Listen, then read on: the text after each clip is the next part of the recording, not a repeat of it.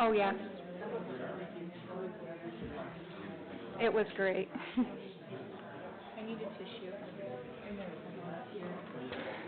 So you went and got one? No. Oh. Well.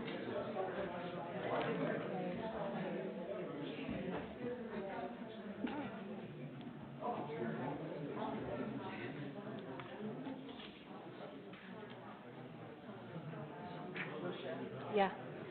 Oh. Am I going to cry? In case I cry?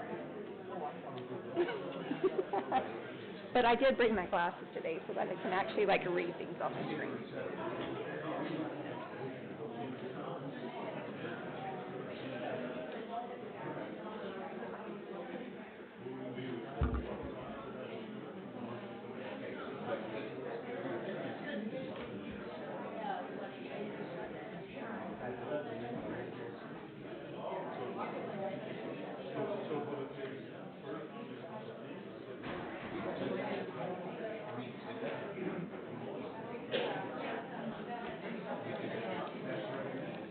Probably a good idea, actually, to download so you can just access them. Yeah, then you don't have to print them all. Yeah, well, I didn't print this, but I'd be trying to go in and do your attachments, and that was what I was trying to do. So I'm used to my Apple computer, and so this is, like, completely different from Apple. So I'm like, how do I even download? Where is it even going? I finally figured it out. See, I don't.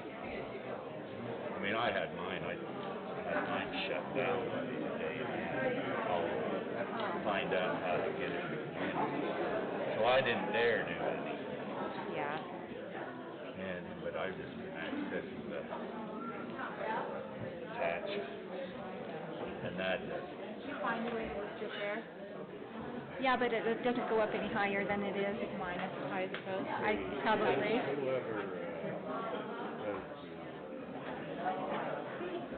Short. And I even wore heels to this one. Right here. I just feel like I want to see. Can I underline one for you? Underline it for you? Well, yeah, we just need to make sure we get, Yeah.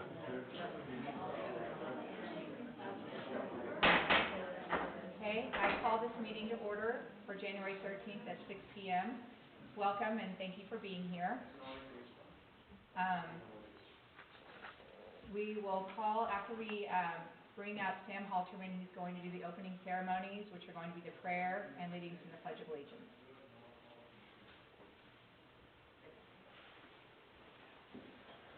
I'm not sure how he got this job. We do. Yeah. Our Father in heaven, at this time, as we're gathered together as members of this community, at this time of this birthday, we give thanks, especially for those that populated, those that pioneered, those whose efforts have got us to this point. In any way of service and community service and volunteers and efforts, we give thanks to those and their efforts and desires for the good of this community. As we're met in the City Council tonight, we give thanks for the opportunity for a government that allows us to meet to accomplish the things that are desired in this area. We pray for a spirit of working together and accomplishing and desires for the good of the whole here. We again give thanks for the privilege of being Americans and ask that we will appreciate and make the best of the liberties that we have and do so in the name of Jesus Christ. Amen. Amen.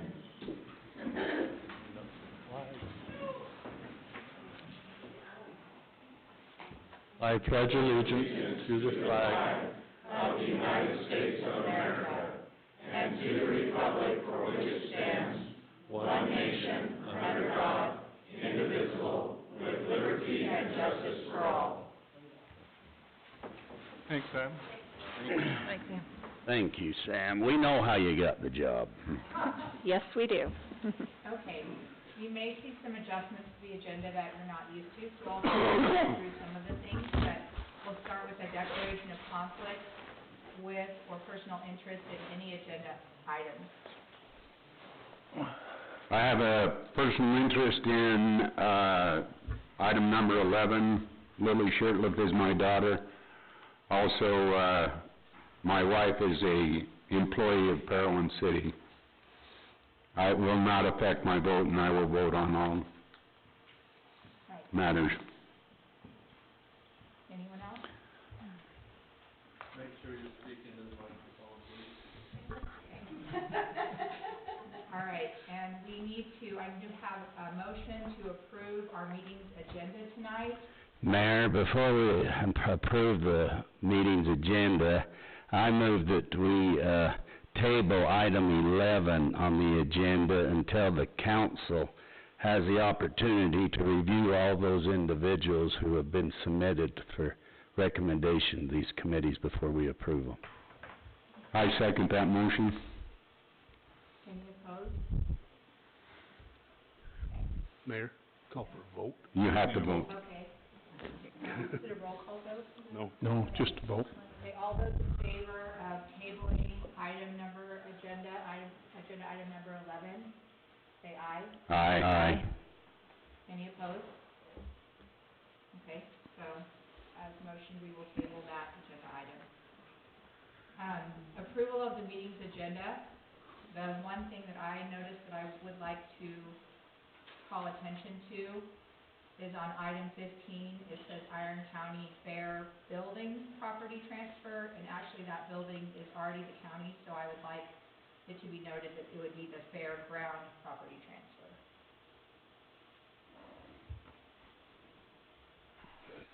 I move that we amend item number 15 to state Iron County Fair property transfer. I'll second it. All those in favor? Aye. Any opposed? Okay. So, this portion of the meeting is the public comment. This public comment will not be on Well, you have to- any of the agenda items. Mayor, you have to vote on the agenda. Oh, okay. All right, so I need a motion to approve the agenda, The amended agenda. the Mayor? amended agenda. There was previous discussion on item 17. Is that in its proper place for action or in work? Item number 17 will be moved from the action meeting to the work meeting. So I have a motion to approve that. I move that we move agenda item number 17, Evil Water Annexation Petition, to the work meeting and approve the agenda as amended, those 3 amendments. I'll second. Okay, all in favor? Aye. Any opposed?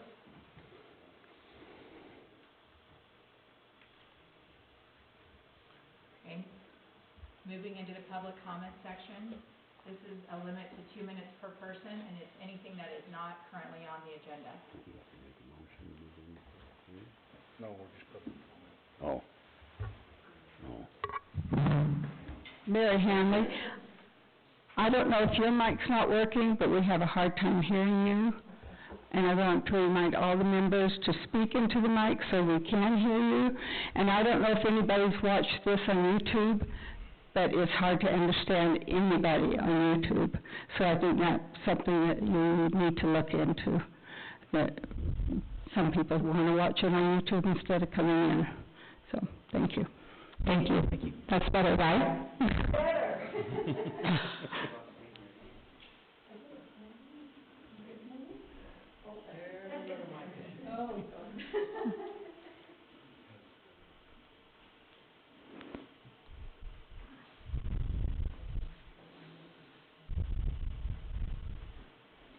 So I'm Jennifer Hunter, and I have a petition that was given to me by Mark Burris, and I just want to submit it. It's concerning the dredging of Meeks Pond. I just want to present it to the recorder. I'm Jennifer Hunter, and I have a petition concerning the dredging of Meeks Pond, which was given to me by Mark Burris, and I just want to present it to the recorder.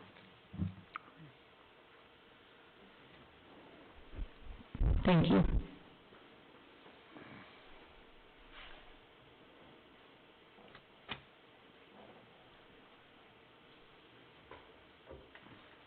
Okay, I need a motion to close public comment and move to item number 6, public hearing.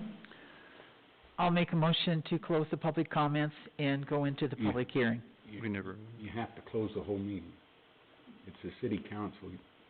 You have to close that meeting and then go into the public hearing because it's two separate. Okay, so I make a motion to, I'll take a motion. You can't make... Somebody else makes a motion. I'm sorry. That's right. I move that we, it's all right. I move that we close the council meeting and open the public hearing. I'll Second that. Okay, all those in favor? Aye. Any opposed?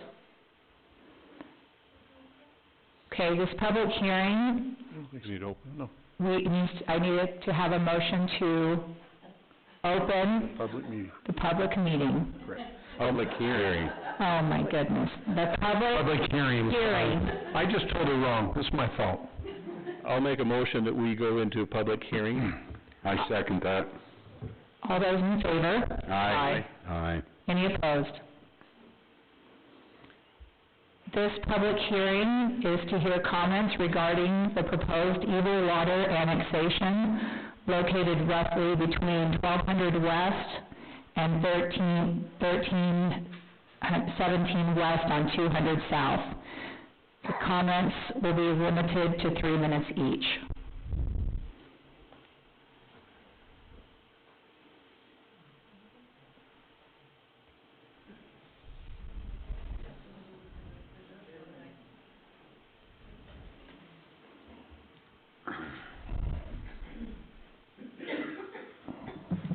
My name is Gary Scott Fotheringham.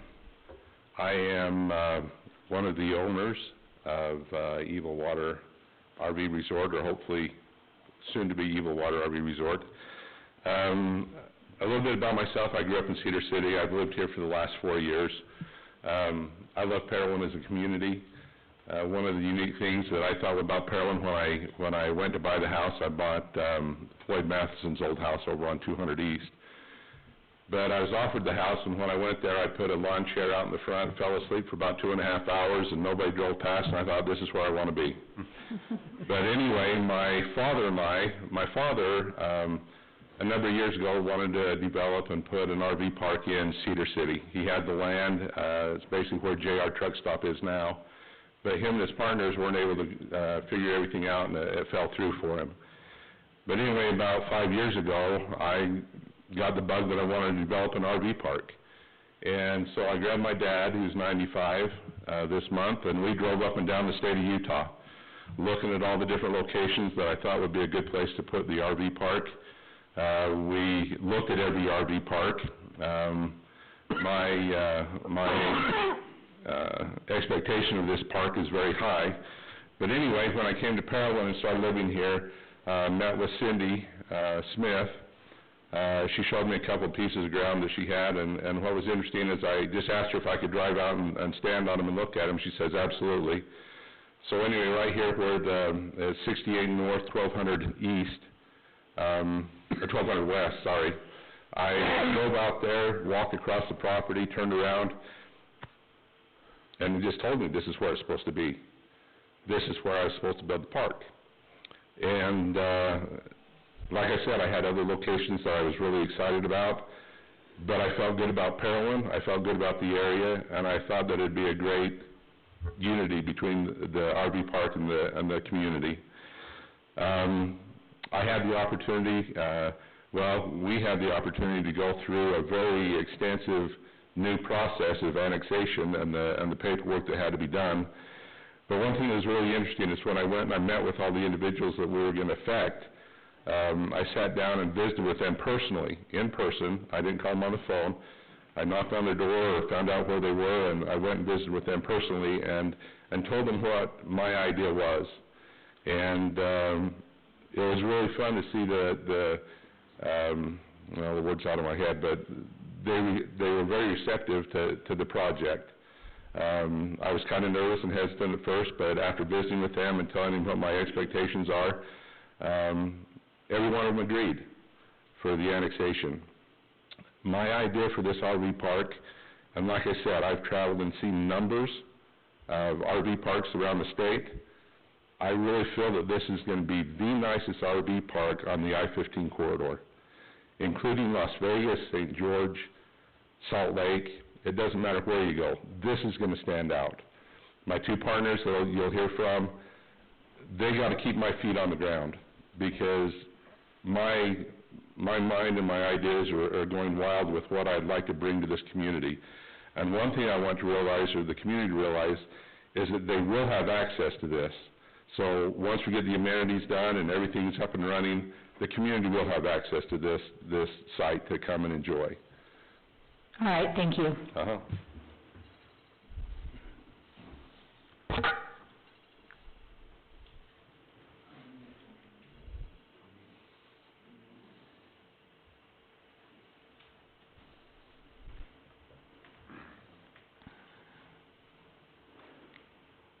Do you want to consider that kind of an opening comment, because down in the work meeting, when we move agenda item to 17, it might be a better time, because that will be a time that you can ask questions and the council can respond. Does that make sense? So it's best for me to wait? Is that what you say? Mm-hmm. Okay, yeah. Thank you.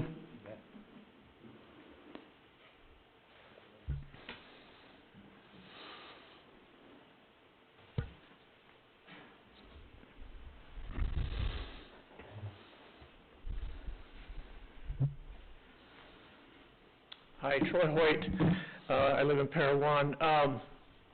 I'm just wondering if the city attorney has been retained by anyone related to this annexation issue, or if he's here in his capacity representing the council and the city. No, I've not been retained by anyone. Okay, thank you. Thank you.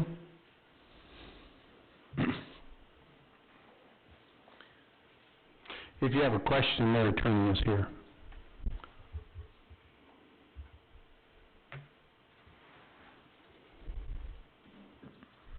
Is there anyone else?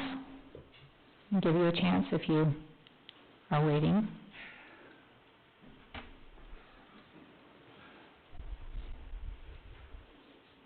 Good evening. My name is Gary Aiken. I live at 257 South, 1175 West. My home is one lot from 200 South, and on the other side of 200 South is the proposed frontage. I was not contacted about this proposal. I know very little about it, and it seems to me that it'd be prudent that we have more of information before zoning changes as what the environmental impact is in terms of water, realistically, not paper water, but real water, sewage treatment. Do we need more ponds? There's other proposals for housing going on in the county, in the city, that would be impacted, both the water and sewage. The council in the past has talked about problems enforcing things through the police department because of shortage of staff. If we put in a 60-acre RV park, has the city council considered any changes to their funding for law enforcement to patrol that area? I say this because there's been problems that I've been made aware of with the Sportsman RV Park, and I would not like to have that situation repeated on a much larger scale. I also need to know if anyone in the council, the zoning, has discussed the impact on 143 with the state prior to the zoning change. Thank you. All right, thank you.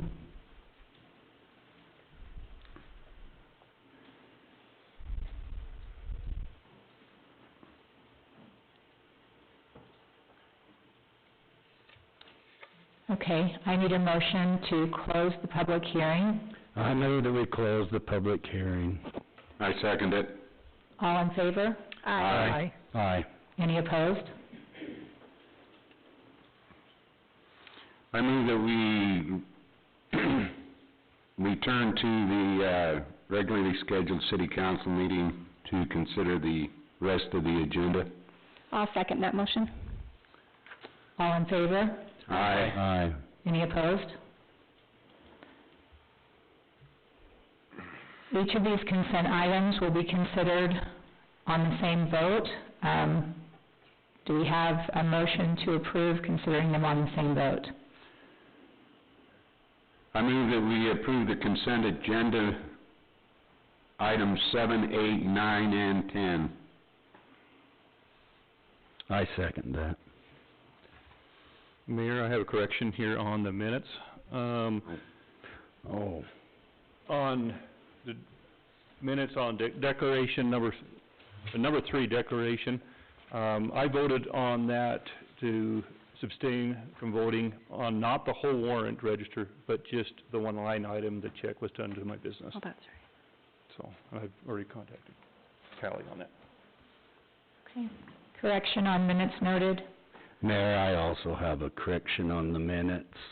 Excuse me. I talked to Callie, wanted clarification where I made my report, and I reported on the Shade Tree Committee, and in there was a statement,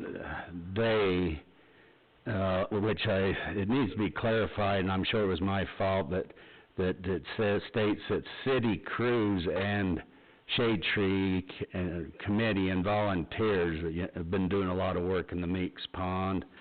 And then also, they needs to be corrected, and the state Shade Tree Committee still has questions on the drip system. And also where it says they received an email, it should say Parowan city officials received an email. I just want that clarification so we know who was involved and not misrepresent who that was in the intention was. I'm sorry, that was probably my way I addressed it. Okay, correction noted. And can I also ask a question on line item number 8? Was that already approved, like, into the budget prior, or is that something that was new that was added on? No, It was already approved? Okay. it's in the maintenance. In the maintenance part of it? Okay. I just wanted to know. Yeah. Thanks. Thank you. I need a motion to approve. I move that we approve the consent agenda items 7, 8, 9, 10 with the corrections and clarifications that were made. I'll second that motion. All those in favor? Aye. Aye. Any opposed?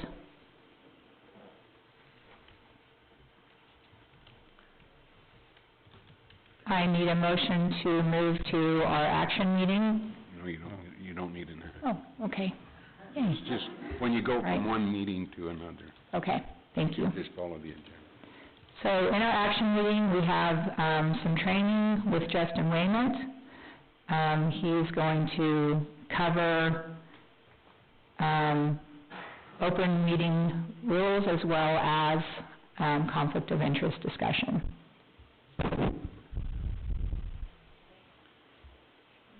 Okay, so we do open meeting training laws every year, and we do it because we're ordered by the state to do it. And it's, the training's required every year, so we try to do it right at the beginning of the year. The Open Meetings Act states that all government agencies exist to aid in the conduct of the people's business, and because it's the people's business, it's not your business. And so, because of that, you have an obligation to talk about your actions in the public, and you have a duty to conduct your deliberations openly. Abraham Lincoln told Congress back in December 1st, 1862, he said, in times like the present, and we're not starting a war here, but in times like the present, men should utter nothing which would not willingly be responsible through time and all eternity. So that's kind of what you look at as a council members. You make decisions here, and some of these decisions may affect people way into the future, and it may affect something right now. But as you make those decisions, you have to answer for those, and the way you answer for those is you answer for them in an open meeting setting. So, open meeting laws is a responsibility for us to say what we know and what we believe and what we do in our time, and it's accountability forever. It is the right of the public to hold us accountable for our actions, even if we're wrong and they're right, and even if they're wrong and we're right. As a council, they have a right to hold us to what they believe to be correct. Many times I've noted that complaints are often derived from ignorance of what actually occurs because they don't know what the council has done. So the whole purpose of open meetings is for people to understand and to know, but if you don't do things in the open, then they don't know, and then they assume things that are inaccurate. So the responsibility of us is to make sure our citizens understand and know why the city and what the city is doing and why the city is doing what they're doing. And by doing that, then everyone is educated. The justification for open meetings laws is that people can know in the future why the city did what they said. We recently had a situation in another municipality where they were trying to make some determination upon water, and they could not figure out the water, and they looked and looked and looked, and finally were able to go back, and because of a recording, they were able to go back and listen to the recording and know what had been decided in 1996. So it's important to have those things in the meeting minutes so you know what was done and to have a good and vibrant discussion. If you put in a capable planning and zoning, I appreciate the fact that you actually continued that tonight, so that you had time to vet the individuals that are there. Not that the individuals that are there aren't fully competent, but you vet the individuals to make sure they're going to make the decisions in the best interests of the town for the future of our city. So we have planning and zoning, you have water board, you have all these boards, and all of those meetings are open so that we can tell where we're going to take our town in the future. Sometimes it's easy to get lost in the weeds, but it's much harder to get lost in the weeds if everything's in the open. President John Adams said that our obligations to our country never cease, but with our lives, we ought to do all that we can. I presume that's why you've all run for this job. Some of you may be here and you say, I chose to run because I wanted to make a difference, or maybe some of you decided to run because you didn't think the people on there were making a difference, or maybe you thought the pay would be great. You're going to be disappointed in the third one if that's what you thought. Whatever the reason, you're now the voice of the community, and that voice has to be heard through the open meetings laws. So here's the rules. Understanding that context, the first rule is that the mayor is the presiding officer. So our mayor runs the agenda, and she runs the meeting. And it's her responsibility as part of that meeting to make sure that we're open in our meetings and we are providing information to our citizenry. The open meeting laws are mandated by the state of Utah, and they require us to give access to the public, and some of that access comes in different ways, but mostly it comes from these meetings. So I appreciate the fact that the YouTube isn't doing well, and the citizen comes forward and says, hey, the YouTube's not right. We obviously fix that because we want to get that information to our citizenry. It also, the open meeting law provides us with an opportunity to educate people, as I talked about before. The open meetings laws gives us an opportunity to do good and to be good and to do all that we can to achieve good. So it's not enough just to sit in the council. It used to be that way. It's not anymore. The open meeting law says we have to do better, and we have to stand up and either get approval from our citizens or we get disapproval from our citizens by the way we conduct our meetings. So understanding that, let's talk about some of the things. First off, we have to define what is a meeting. Does anyone want to venture? What's a meeting? 3 of us? What's that? 3 of us? 3 of us can be a meeting, yes. Or it may not be a meeting. there something more than just the three of you? What do you have to have a meeting? You have to discuss items that should be done in a formal meeting. Yeah. If you happen to meet at a function, that is not a meeting. But Correct. if you get together and talk about stuff that has to do with the city, then you're under the open meeting laws. Yeah, so Utah Leagues of Cities and Towns has a meeting every year up north, right? And sometimes the whole council will go to those meetings. And usually, we all sit around the same table, right? We stay with the people we're comfortable instead of branching out like we should. We all eat at the same table. And is that a meeting? No, because we're not there to do city business. So the first requisite of a meeting is that you have to be there for city business. Then, if you're there for city business, it has to require a meeting of 3 or more people. Types of meetings are public body, by the way, this covers any public body, whether it's planning and zoning, water board, electrical board, it all applies the same. But if you have a quorum present, it includes a workshop, a work meeting, a regular meeting, a special meeting, or executive session, whether in person or by means of electronic communications.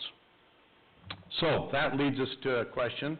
I'm going to step out of order here, but as we talk about electronic communications, one of the issues has been group text. So I'm one of you, and I send out a group text or a group email to everyone that says, hey, I just found this out. Here's this information. Is that a violation of open meeting laws? I would say if everybody starts responding. Okay. Anyone else? I say it depends. If everyone's responding in the sense of, hey, this is how we're going to vote, that's a problem. But if you send out a group text, hey, I just went down the lane there and I noticed that there's water coming out the end of a fire hydrant, somebody's hit it, we need to get out there, and can somebody get a hold of the fire department to go take care of it? It's not a violation of open meeting laws. You're just communicating information. Hey, I just went to the meeting up in, what's that meeting called where you all get together once a month? No, it's the meeting with the mayors, all the mayors. Iron County Coordinating Council. Iron County Coordinating Council. Jeff's in charge of it. Iron County Coordinating Council meeting, he's the mayor of Enoch, and he's in charge of that meeting. You report afterwards, hey, I went to that meeting, and here's the concerns of the Iron County Coordinating Council. Again, that's information, you're disseminating information. A group text is completely appropriate. But if you go one step further and you say, this is what everybody's saying, and this is what we need to do, and this is how we should vote, now that's a problem. So here's what the state law says. Nothing in this chapter shall be construed to restrict a member of a public body from transmitting an electronic message to other members of the public body at a time when the public, except at a time when the public body is not convened in an open meeting. So if you're in an open meeting and you start texting each other, that's not going to go over very well. And in fact, it's against the law. There's probably only a couple people you could text while you're up there. If your wife texts you or your husband texts you, you might want to text him back if it's important. That would be appropriate. But seriously, as between you, you don't text. That's just violating the open meetings laws. And that makes sense, right? Yeah, oh yeah. So we do that and we respond. Obviously, if you texted down to Callie as the recorder and said, hey, we forgot a document, can you run and get it? You could text that, but it would be just as easy to say, Callie, I forgot the document, can you run into the office and get it? And that would certainly, people wouldn't construe that to believe that you were texting something of, that's something with regard to the meeting should be open to the meetings. So, knowing that open meetings are there, knowing that it's not one other thing, 2 councilmen. If 2 councilmen get together discussing an issue, that is not a violation of open meeting laws. But I submit to you, even though the state statute doesn't say this, I don't believe it's appropriate for 2 councilmen to conversation about something, and it's fine to converse, but then to say, how are you going to vote? this is how I think we should vote. Vote this way and do this and this and this. That planning and voting disrupts the entire purpose of open meetings, which is for the public to hear your deliberations. And it hurts the effectiveness, because as you give these meetings, they want to hear why you're deliberating. And if they hear why you're deliberating, they'll understand why you act the way you act, or why you voted the way you voted. If they don't hear it, then they have no idea. So with regard to meetings, there's a couple of prerequisites to start a meeting. First off, we have to have public notice, and it must be required to be timely. Now, fortunately for you, that's not your issue so much as it is Callie's issue. Callie has to post the notice of the agenda, and she posts that, and there are certain things that have to be in that agenda. Date, time, where it's going to occur, the agenda, and what is going to be voted on, what is not going to be voted on. There should be posting. It has to be, I believe that she posts, has probably already posted, right, for the year in the state website, so. We're approving that tonight. We're approving that tonight. So that'll be approved tonight. That'll be posted in the state. So now anyone can go on the state and see when our meetings are going to be held. It's posted on our local website, and then we post the agenda. So we do it in a lot of different places, and you can't post it too many places. The more places you post it, the better off you are. The city, it says, in the statute essentially, is the city is encouraged to use electronic means such as website, agendas posted, permitting Zoom meetings, not necessarily for input, but at least participation. So that's the opportunity for people to hear and to know and to disseminate that information.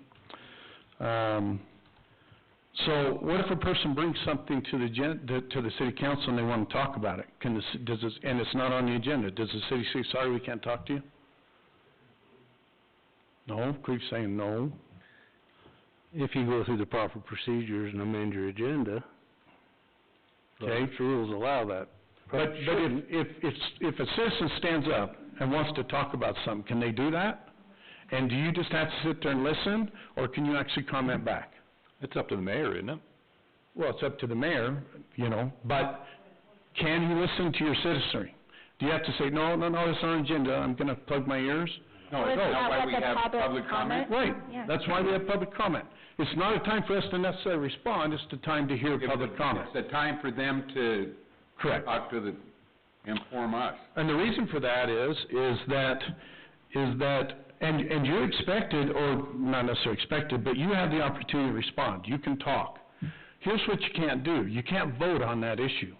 You can't make a motion and say, well, based on what our citizenry bought, let's do this tonight, because it wasn't on the agenda. Right. And it doesn't give people who notice, who went and looked at the agenda and said, oh, there's nothing there that concerns me tonight, I'm not going to come. And then all of a sudden they find out you voted on something that concerns them exactly. So it has to be on the agenda to vote, but there is nothing that says you can't talk about items that are brought up by the public or to address old business. Sometimes agendas are put old business, and they just go back through and they talk about everything that occurred at their different meetings, electrical board meeting, water board meeting, all those different meetings. It's not necessarily directly on the agenda, you're just reporting information again, you're not voting. So that's appropriate as well.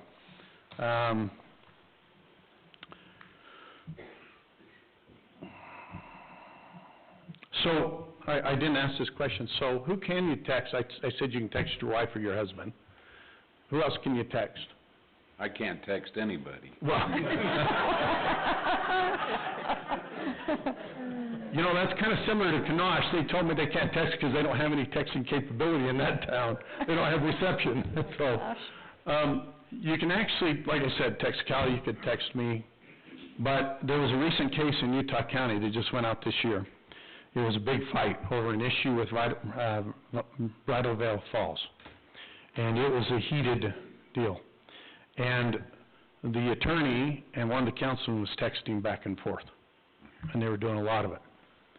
And the guy came in under grandma and said, I want all those texts.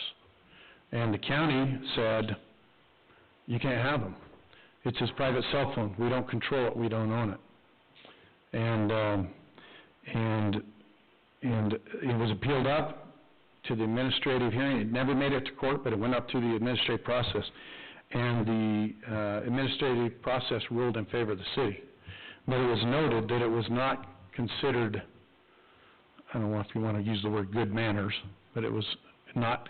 Best practice. It was not best practice. Hey, very good. It was not best practices, and it looked horrible. So just really keep your texting to a minimum if it has to be done. With regard to minutes and open meetings, Callie's job is to do the minutes, and she writes minutes or she records them, and she's got to type there, and she types diligently during our meeting. And this is important. I would suggest, looking at this agenda, maybe you might want to consider moving the minutes to a separate item, not on your consent agenda, just simply for that purpose of giving an opportunity to look. So here's how minutes work. We all say things we don't mean.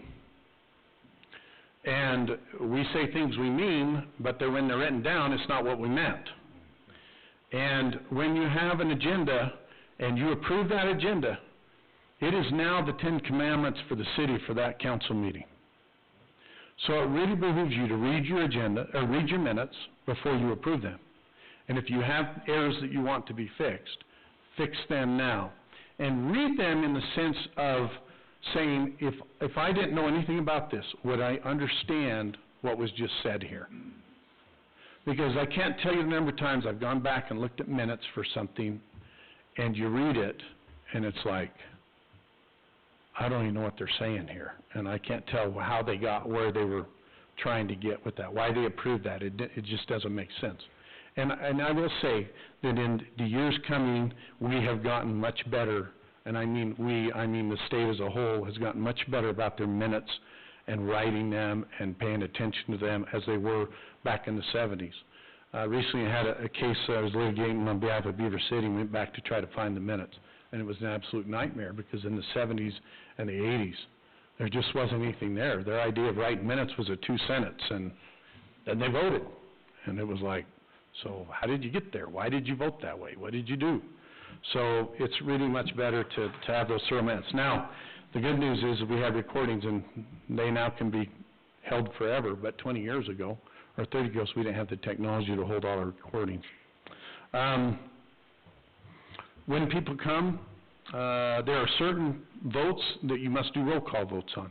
If you're passing a resolution, you're passing an ordinance, for instance, there is a roll call vote. The mayor will call for a roll call vote.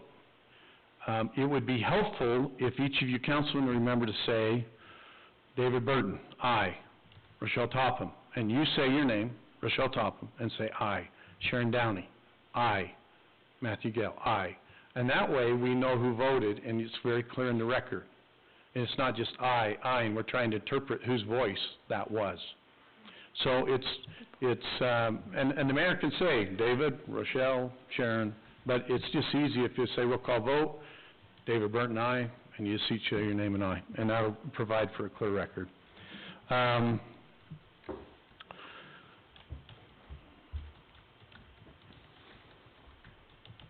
When the public comes up to speak, and we've been really good at that, we did it today, we need to have them state their name for the record, and then they speak. A lot of times we can figure out who was speaking on the board, but when an audience comes up, it's really hard to tell who it is. And I promise you 2 years from now, you won't remember who it was, unless they have a very distinct voice. So when you put in the minutes, the substance of what people have to say.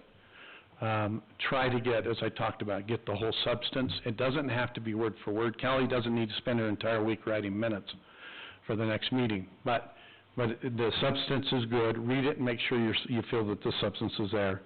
And if you'll do that, you'll find that your future generations will really appreciate you. With regard to the recording, it can't be edited. Kelly starts the recording. We don't start a meeting until the recording's on, correct? And we don't shut it off until it's off, until we're done, or we go into a closed session. The audio has to be posted within 3 days. And then the minutes have to be posted within, I believe, 3 days after they're approved. And then, pending minutes should be approved within 30 days, if possible. And then, like I said, once the minutes are approved, 3 days, they're put to the public. Now, if you're traveling to visit a site, Callie doesn't have to run around with a recorder trying to tape all you guys. That's not her job. She comes and she takes just general minutes, and again, she writes those minutes in, and that's sufficient. However, when you start a site visit, as a general rule, you would come here, you would open the meeting, and you go do your site visit, and you come back. Okay? If you do a retreat, just by way of information, and you do it on the day of the council, so where are we doing the retreat this year? It's here. It's here, okay. Some cities like to go away from the chambers and go somewhere else. Like this year, Beaver City's going to the golf course. But if it's on the day of a council meeting, they're not playing golf. They're actually just in the clubhouse. If they go, they learn the word for through the whole thing, though. No. They go to the clubhouse because it's just a different venue. But they can't do that if it's on the same day of the meeting. So if you're going to do your retreat on the same day you have city council, it has to be in this room. I don't know why, but that's the rule, okay? Closed meetings. When can you go into closed meeting? How many votes does it take to go into closed meeting?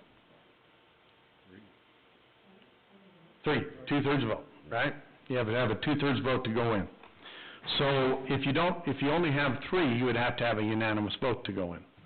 But you go into a closed meeting. When you go into a closed meeting, it's a roll call vote. So each of you say your name and aye. When you go into the meeting, the motion needs to state why you're going into the meeting.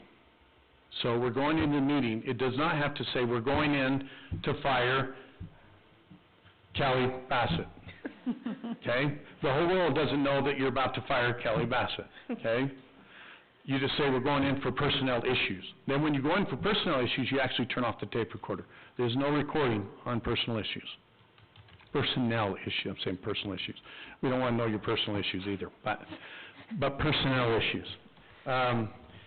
Once you get into the meeting, you turn it off, but the mayor signs a document that says we went in for personnel issues, and that goes in the record.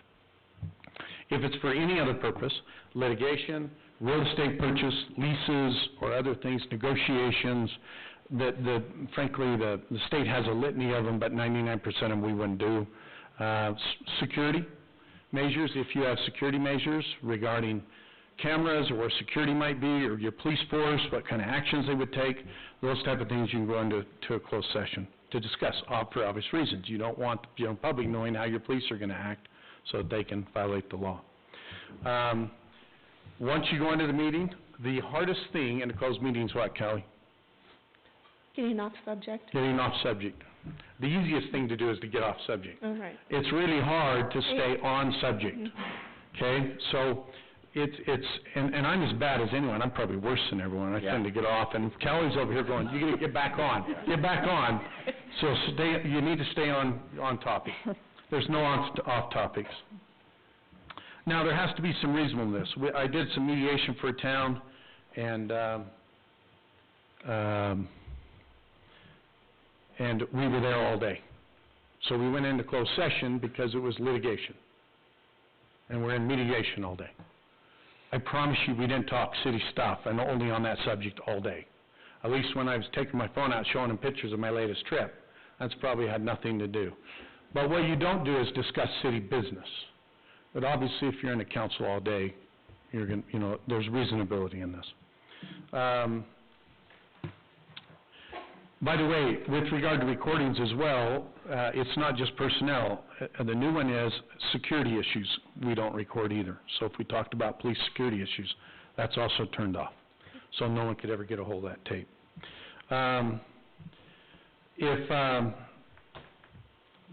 So talk about enforcement of these meeting minutes for a minute. So if we have enforcement of meetings and someone decides that the city is holding secret meetings and they shouldn't be, and I will tell you, a few months ago we got that report, went up to the Attorney General's office, they reviewed our stuff and found that we were fine.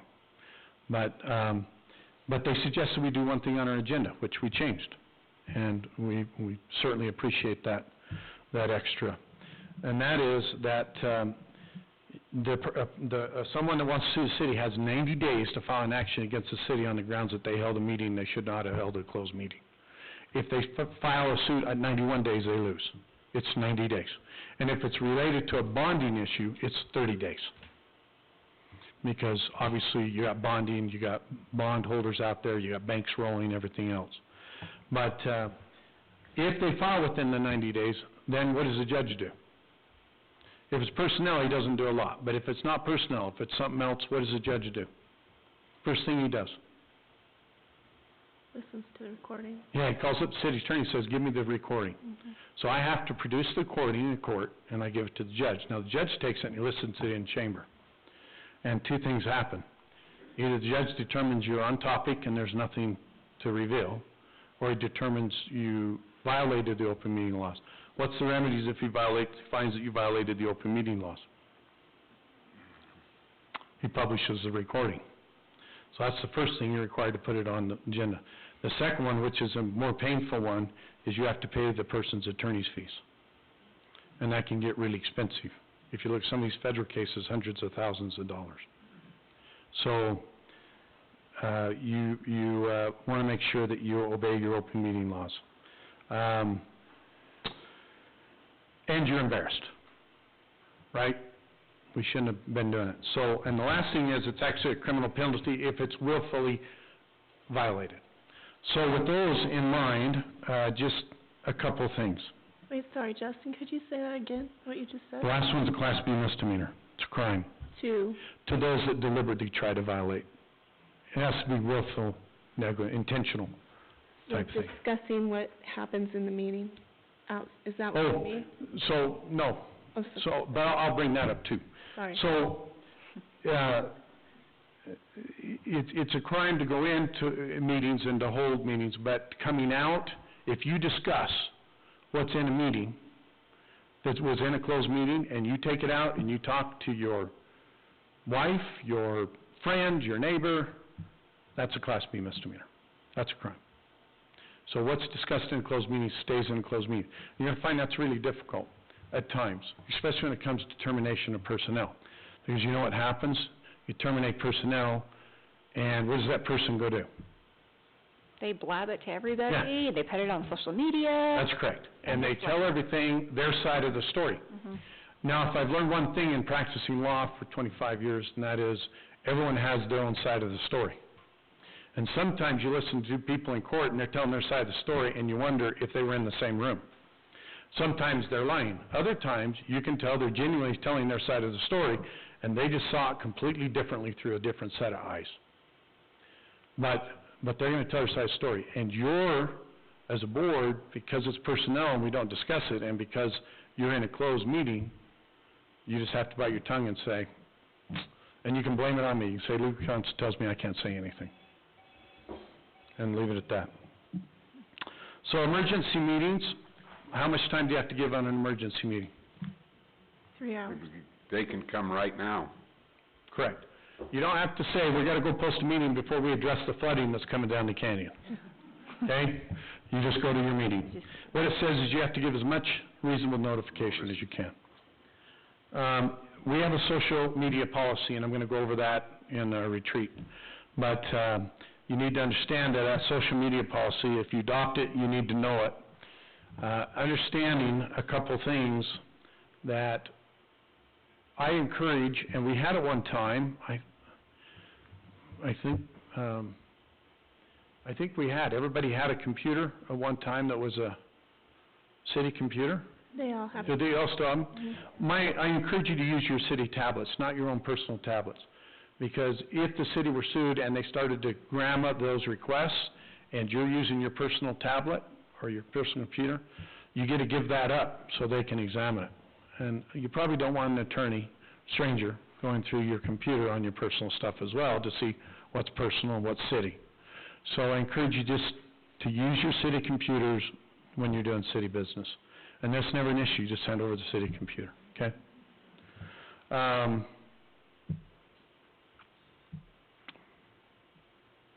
Okay, let me switch gears here for a minute.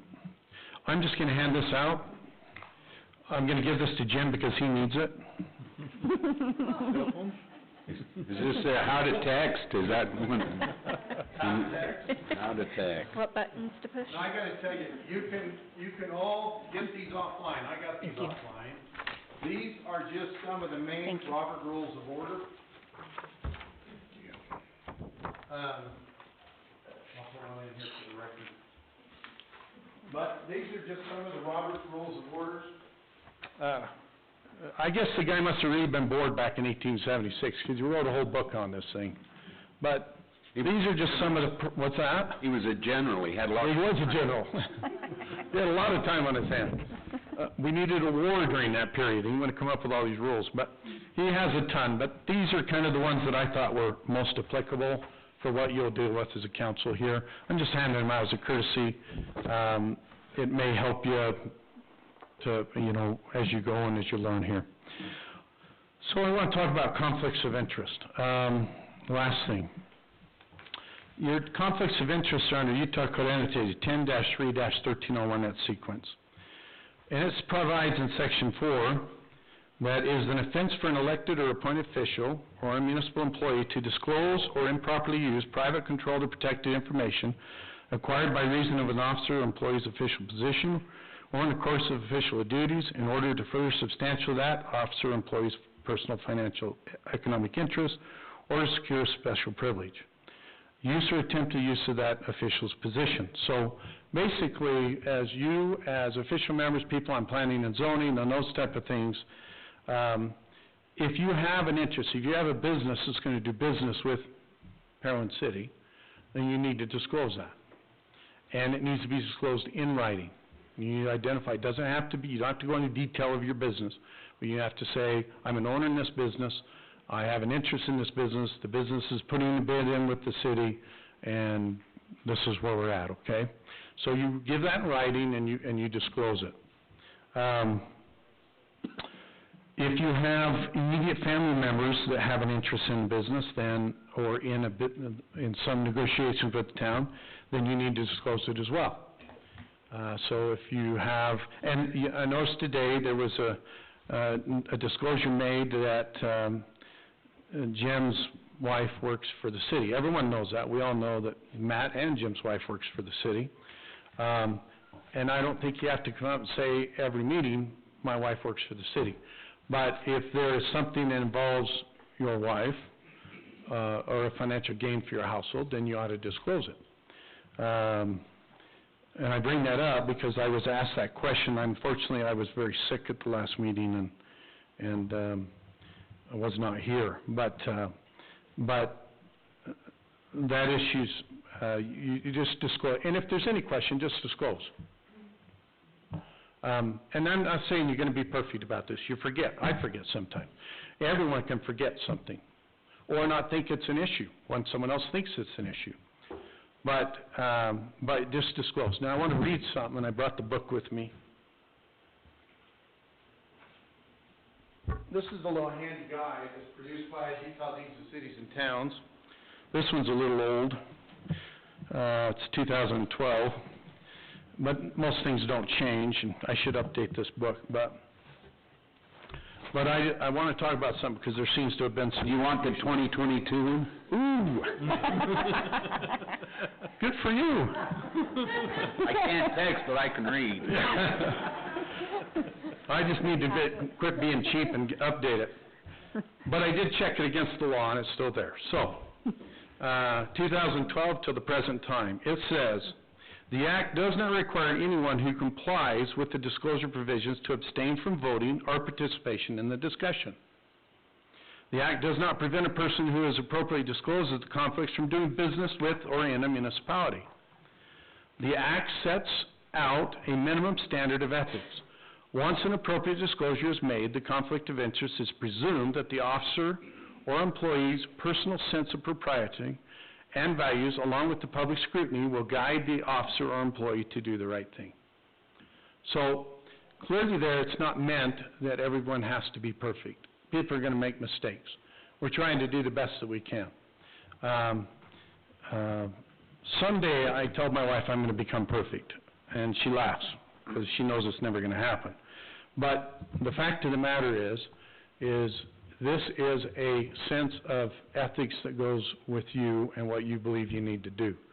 And I'm not gonna be the one to stand up, criticize you if I think you have an ethics, unless I think it's a complete violation. Then I'm gonna tell you, I think you need to disclose this and you probably shouldn't vote. But for the most part, recognize that you're trying to do it. And just because you think it's not an ethical violation, someone else think it is, doesn't mean it is or it isn't. Just means you each carry your own morals and your own opinions. There is nothing wrong with you discussing in a meeting, even if you have a conflict of interest, unless you think that conflict is such that you can't give a fair and impartial opinion. If it is going to affect your opinion, then don't discuss it, and certainly don't vote on it. If you don't think it's going to affect your opinion, then I encourage you to say, look, I have a conflict of interest, this is my conflict of interest, but I don't think it's going to affect my ability to do what I think is in the best interest of the town, and I'm going to vote. And if you do that, unless it's a financial issue, I'm not going to object. And I'll let your conscience be your guide. So a lot of it's just common sense, but I appreciate the town. I appreciate the fact that I got a contact from the Attorney General here a couple months ago, and they looked at our stuff and felt very comfortable with what we're doing.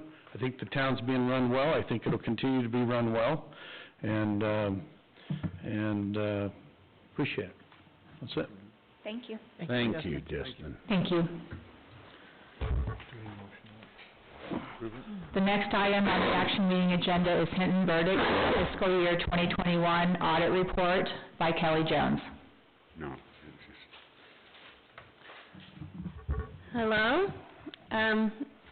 I'm Kelly Jones, as stated. I work for Hinton Verdict CPAs.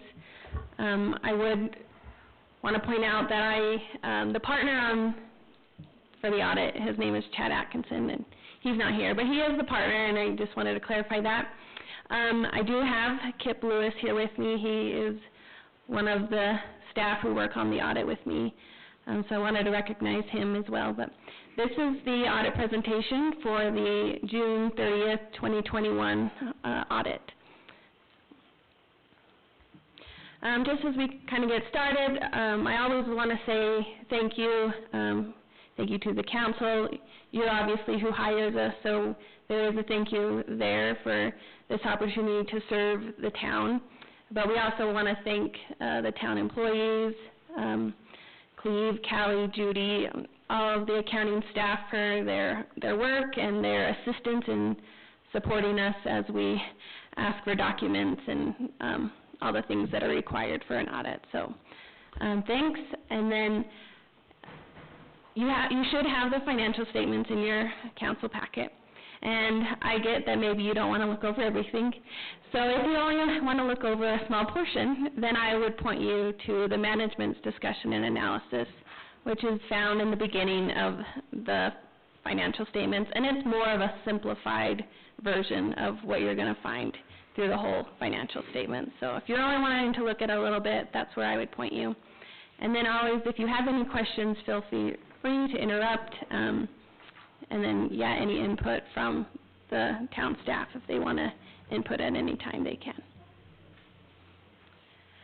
So I'm going to kind of just do a high-level overview of the financial statements, and we're just kind of looking at fund balance, or in worldly terms, equity, which is not what we would use in a government, but that's kind of what we're going to look at on these graphs.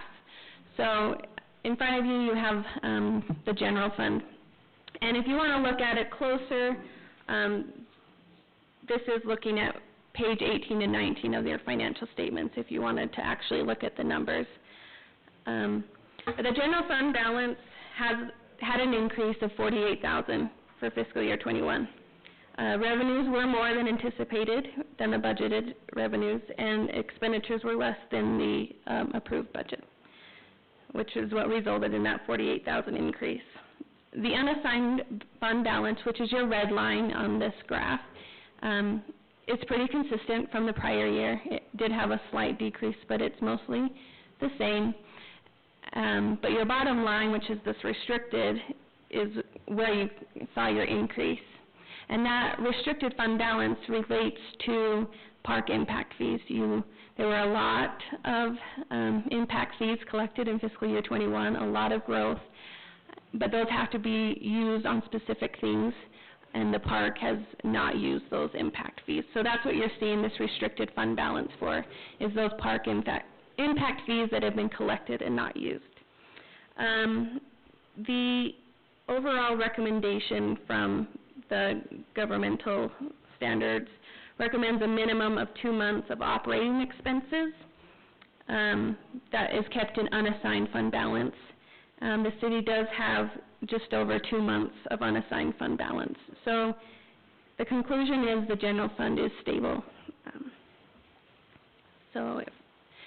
Moving on, we have the water fund, and you can find the water fund on page 22 and 23 of the financial statements. The change in net position for the water fund was $345,000. So the water fund increased $345,000 during fiscal year 21. You can see there are 3 lines here. We have the unrestricted, which is green, which increased significantly, approximately $400,000. The blue line is your investments in capital assets. So those are items that are non-liquid. So these are capital assets that you just can't go and sell. These are fixed items that are in your equity. And then the red line is your restricted net position. The water fund has approximately 23 months of operating expenses in that unrestricted line. So it is doing really well. The red line, the restricted line, relates to debt covenants, and those debt covenants are fully funded in that $199,000. So the water fund is stable. Next we have the sewer fund. Again, this will be on page 22 and 23 of your financial statements, and similar lines are shown in this graph. We have our unrestricted green, which is just has a slight decrease of about $35,000.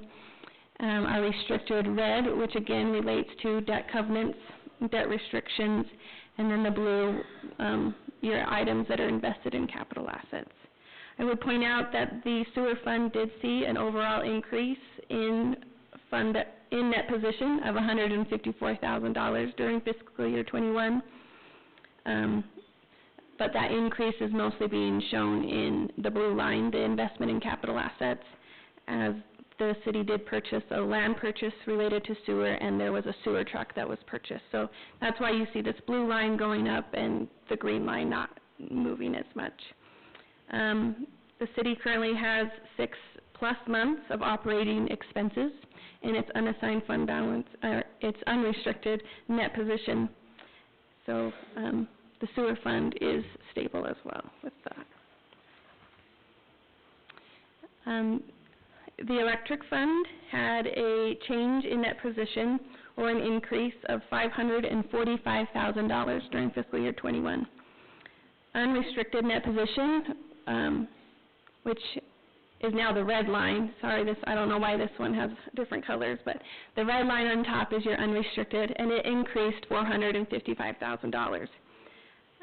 The city has 34 months of operating expenses in that unrestricted balance.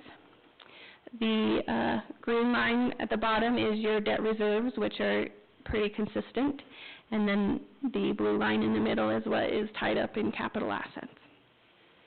So our conclusion here is the electric fund is also doing well and is stable. This graph is just the overall cash balances for governmental type funds, which would be your general fund and your capital project funds, and then also your business type funds, which are your utility funds. So both of them saw a big increase during fiscal year 21. So cash is doing really well. The city has plenty of cash to cover their operating expenses. So just an overall overview of capital asset purchases during fiscal year 21. In the governmental funds, there was a large airport project. $969,000 was spent during fiscal year 21 on that airport project. In the utility funds, there were water meters that were purchased for $37,000.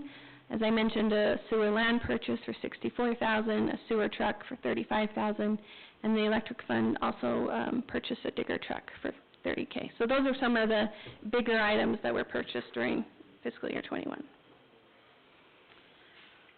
Just some other items. The capital improvement fund was a major fund during fiscal year 21 because that was where the airport project was ran through. That was where the fund occurred in. So I just wanted to point out that the capital improvement fund had a change in net position of $299,000 increase. And that fund balance, which is at $851,000, is assigned for capital projects. That is what has not necessarily approved, but that is the plan for those funds are to be used for capital projects, and that's what the assigned means. In the garbage fund, there was a change in net position of $69,000. It was an increase. So unrestricted net position in that fund is now sitting at $228,000. We do like to point out that there is an interfund loan that the garbage fund is owing the electric fund, which is currently at $226,000 at the end of fiscal year 21. In pressurized irrigation, they had an increase of $60,000, and unrestricted net position is sitting at $313,000 at the end of the year.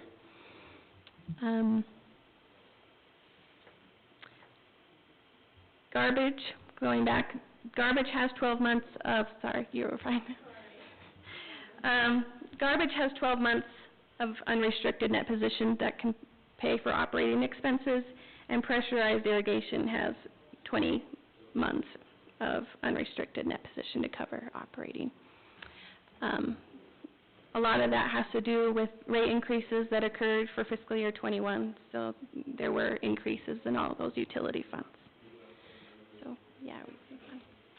In your financial statements, there are a few reports that I'd just like to cover. On page 1 is our audit report, and the main point there is a paragraph on our opinion, and where we issue an unmodified opinion or a clean opinion, which basically states that, in our opinion, everything is materially correct for the city.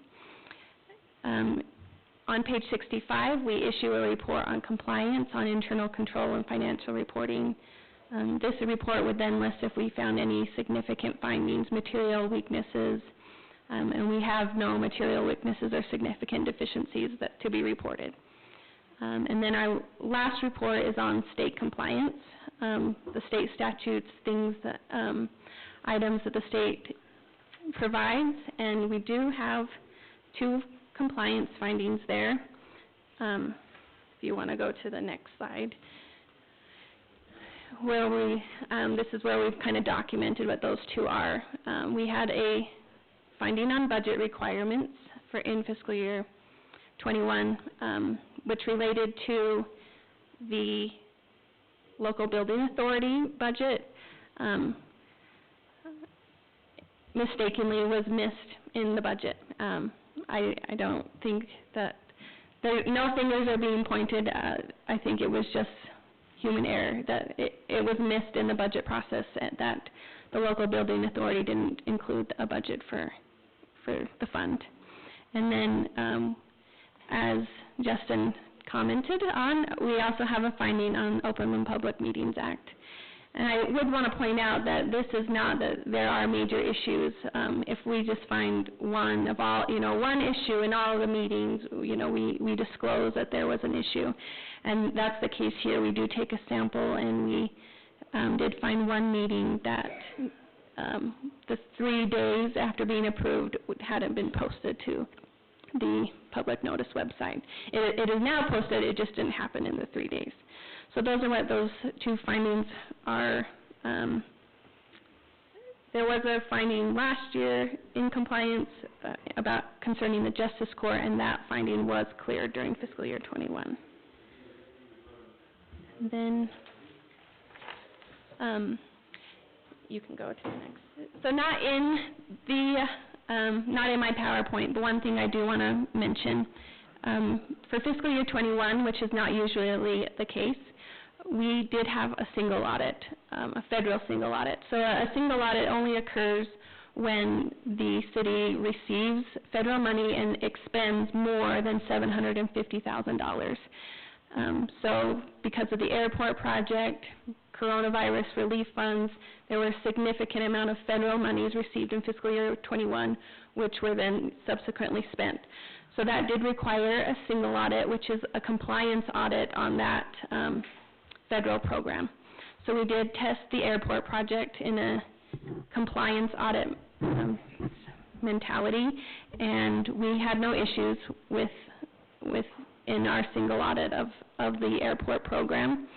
And so we also have issued an unmodified opinion for that, and we have a separate single audit reporting package, which I don't believe is included in your council packet. But I did want to mention that we have also an unmodified opinion on the single audit for fiscal year 21.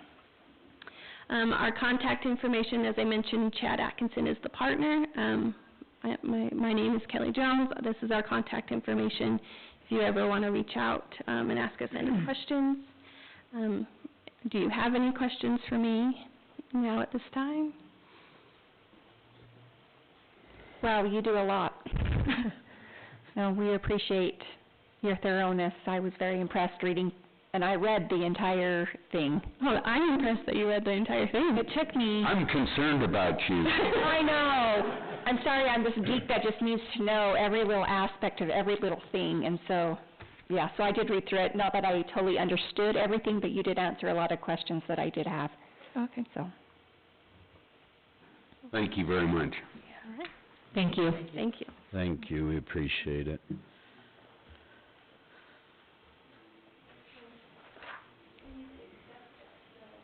Oh, yeah. Okay. Okay. I need a motion to accept the audit report. I'll make a motion that we accept the Hidden Verdict fiscal year 2021 audit report. I'll second that. All in favor? Aye. Aye. Any opposed? Okay, moving to action meeting agenda item number 15, the Iron County Fair property transfer. About 14. What about, yeah, 14. Oh, that got taken off the agenda. I'm sorry, it was taken off of mine, but it must not have been taken off. Okay, so they moved their update to the 27th, to our next meeting. They called today. Sorry, I'd already stricken that. So, Iron County Fair property transfer. You may have noticed there was a map posted out in the hallway. We can also put that on the screen. I know that was a question that came up during our public hearing. That was probably one of the stronger requests that we had, is to be able to look at that. Mm-hmm.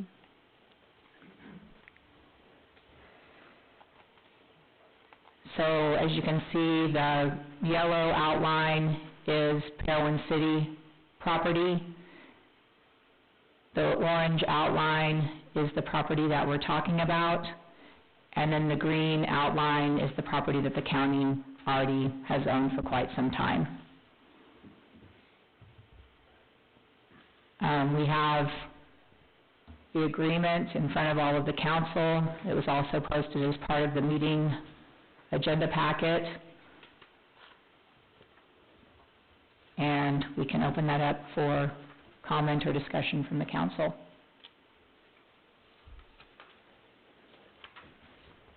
Just a question on the added section on the B, the yellow one that we just got, the updated one. Mm-hmm. Is that from you, Justin? Or is that... Well, as the mayor and I worked on it, yes. Okay. The county did not vote on that. Are they aware of it? No, so they are aware of it. in fact, I was out there just, but the commissioners already knew, the county clerk out there, John Whitaker, was out there, and that's why I went out there to speak with him. And, so they're aware of it, and they're fine with it, it's on my... They're okay with it? Yeah. Marilyn? Yeah. Right here, you can just, if you read it, it says, "No portion of the property described in Exhibit B shall be encumbered, subdivided, carved off, deeded, transferred, sold, or exchanged by Iron County, and shall be held and retained by Iron County in fee simple absolute. If at any time in the future there's a possibility of foreclosure, conveyance, or any other claim of interest or entitlement is made against any portion of the property described in Exhibit B, the property shall be transferred back to Parowan City by Iron County unless Parowan City otherwise consents in writing." Obviously, I didn't want to bind either party to take back the property if Parowan City decided they were doing something different and they thought that was a better idea, and they didn't have to deed it back and then go through a whole new deal. But we need to, the mayor felt it was appropriate, and I agree that we need to make sure that that property comes back to us at any time. If the time ever comes the county moves the fair or doesn't want it. I don't believe the county would ever move the fair because they're not going to put the money and the improvements they're going to put in there and then turn around and walk away from it. That doesn't make a lot of sense. So, think this resolves that issue. Just for the record, so they're known, once these are approved, we will prepare what they call a Memorandum of Contract, and that will be recorded against the property, identifying this contract as a contract. It will sit against the property so that if something ever happened and 50 years from now the county commissions don't remember what happened and this city council doesn't remember what happened, there will be a memorandum recorded against the property that says, okay, there's an agreement, and then you'll go back and find that agreement, and it will explain everything. So it'll be recorded against the property, and it'll be preserved.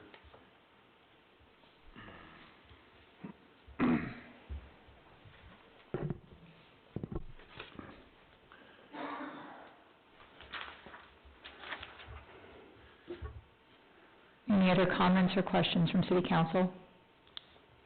No, that was my concern, was that we've made that addition, that's a change. And so with that change, you know, I think that that protects us. I think it's what we want to accomplish. Well, I think it's good for the county too. I think that we're both protected. Yeah, it's good for everyone concerned, both sides. Just kind of a update to, unless it's changed, as far as we will keep the scheduling until May, until they do find somebody to take that as far as the county. We've already got it budgeted in our system through to our fiscal year, so it's not going to affect us or anything like that. But once the county has somebody in place, then they will take it. I think that's through the end of May, but they could happen sooner or stuff like that, but we'll still kind of stay with us temporary. So, as far as the scheduling. Commissioner Wood, did you want to say something? Yes. Marilyn Wood. The county did approve the whole process, except for that you've added, and we'll do that on the 24th. We'll approve that part in addition on the 24th. Okay. Okay, thank you. You know, and I know that this is it's on the website, I saw it today. It's all public, but like, as far as like there are some certain events that are grandfathered in that will stay, I think, for like 10 years or something, and then they'll revisit that. I've had a lot of people come up to me and say, oh, they're going to take away all this stuff, and they're not. There's Sub for Santa, Christmas in the Country, Parowan's birthday, which we all love, the Parowan Marathon, and the swap meet. Those are like all grandfathered in. They're not going anywhere. We can still hold them in the fair building. They're not kicking us out. I just know that there's been a lot of concern that we're not going to be able to do that. That was all in the agreement. It's in the agreement, and it is public notice, but I just want... It's been out there. Yeah, and I just know that some people just don't maybe take the time to look, but it is out there, and I just wanted to make it known that those things are in there, and they're held there for specific weeks and stuff within the calendar every year. And I know a lot of time's gone into this. I've attended a lot of meetings with Councilman Gale and some of the residents of Parowan as well that have put input into things with pickleball and the other youth activities that are out there as well. So I think a lot of consideration and a lot of talk and a lot of time has gone in to make sure that Parowan is protected and the county's protected as well. Commissioner Wood, has been really great working through all of this with the city. Oh, I think it's a win-win. It's just, yeah, I think everybody, the whole county's gonna benefit and Parowan's gonna benefit. Well, can you even imagine all of the improvements that they're wanting to do over time? Obviously, it's not gonna happen all this next 2 years, Marilyn. But, it's going to bring a lot of business into Parowan and a lot of great things for, our business owners. And I think it's a great thing. It really is a great thing. Well, they have the grandstands up now. The other ones are down, so, 'cause you took the other section down, didn't you? They're not up yet. The new ones aren't up yet, but we will. Okay. Well, then, excuse me, I just looked out my door and I thought, oh, they took those others down, those are up. So, you're work in progress, thank you. Right. I move that we accept the Iron County Fair the Iron County Fair property transfer as presented in our packet. I'll second that. Does that include the change? I mean, 'cause that in the packet, my packet didn't have that. So. Yeah, but the one that the city has, I got the amended one here, so we're good. I just wanna make sure that's clear, the one that, so. Okay. the revised agreement, yes. Yep. All those in favor? Aye. Any opposed? All right, thank you. The next item is the Public Defender Agreement with Randall C. Allen. Matthew Carling is our new judge, and Randall C. Allen will be resuming his position as Public Defender, and he has accepted the same contract that was in place prior, that was with Matt Carling.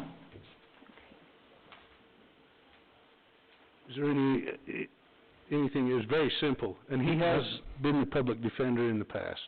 Yeah, he was a public defender. He's been a public defender in a lot of different places, actually. He's been in Beaver, he was Washington County's public defender.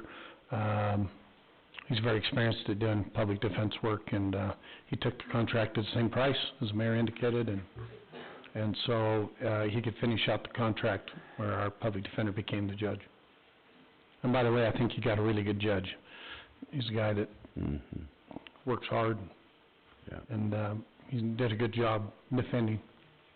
I met him this week, and I agree, and we're going to be corresponding on a regular basis, so. Yeah, I think you'll find him, he's very knowledgeable. He's very much a constitutional law attorney, which is a benefit to the defendant's rights, which frankly should be. So, he'll do a good job. So, do we move to the next agenda item then? We need a motion. Okay, I need a motion on item number 16. I'll make a motion to accept the Public Defender Agreement with Randall C. Allen. I'll second that. All in favor? Aye. Any opposed? Okay, action meeting agenda item 17, Evil Water Annexation Petition. We moved that to work meeting. We moved it down. Work meeting. Okay. So, do I need to motion to close the action item? Okay. No. So now, we're moving into the work meeting. And we'll start with item number 17, Evil Water Annexation Petition.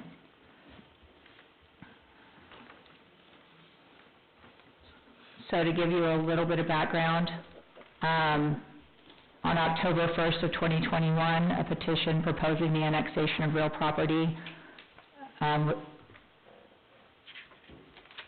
was filed, and then on October 14th, Parowan City Council accepted the petition to be further considered and authorized the petition to be certified by city staff. On November 11th, 2021, city staff certified that the petition meets the requirements of Utah state law, and notice was provided to the Parowan City Council, the contact sponsor, and the Iron County Commission. On December 3rd, 2021, a protest was received. So we will open that for discussion with council. You ready to give that speech now? I'm still thinking about the audit. Aren't we all? Aren't we all?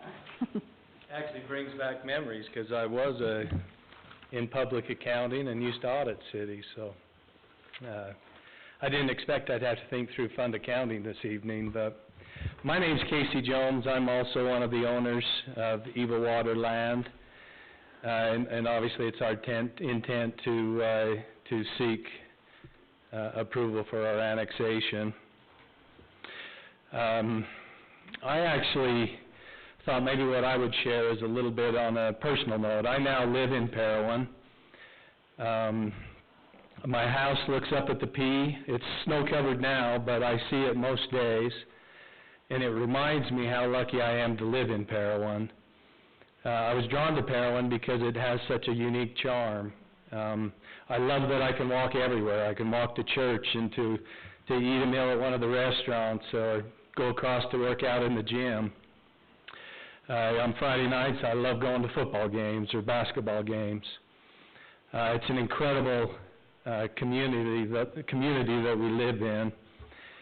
It's got a unique charm that it's really important for us as we look forward to this project that we want to do, that we don't impact that charm and that uniqueness that is Parowan, that I love and really appreciate.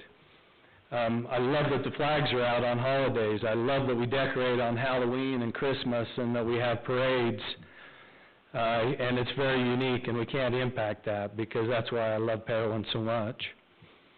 Our thought, though, our goal is that I-15 corridor that goes by Parowan is an incredible asset, and we need to take advantage of it. And our goal is to provide a safe, convenient place for people to pull off and stay, and maybe get a little bit of a tidbit of that culture and that charm that we have here in Parowan, but also have access to all of the amenities, the national parks, our hiking and fishing and camping and skiing. But more importantly, we want to be able to have a significant impact upon Parowan, a positive economic impact.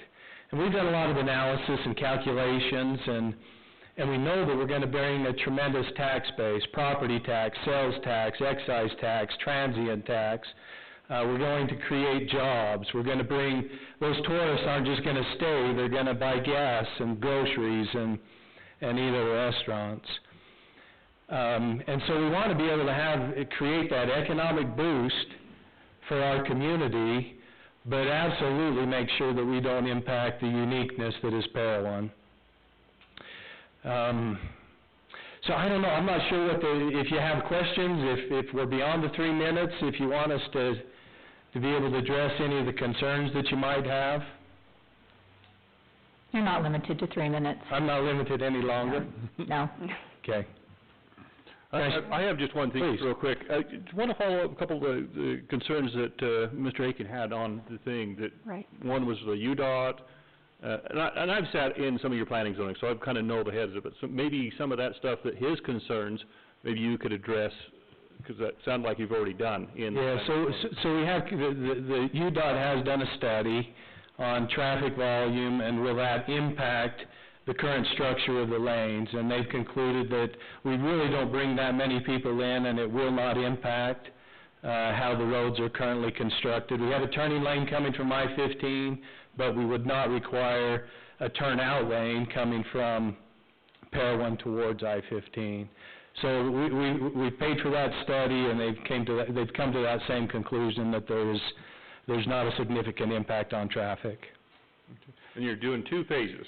2 phases, and that's important to us, because we want to take it a step at a time and understand the impact, and again, really important to us is that we not impact what is so neat about Parowan, and so we want to do it in phases, understand the impact, and if it makes sense, we'll continue to a second phase.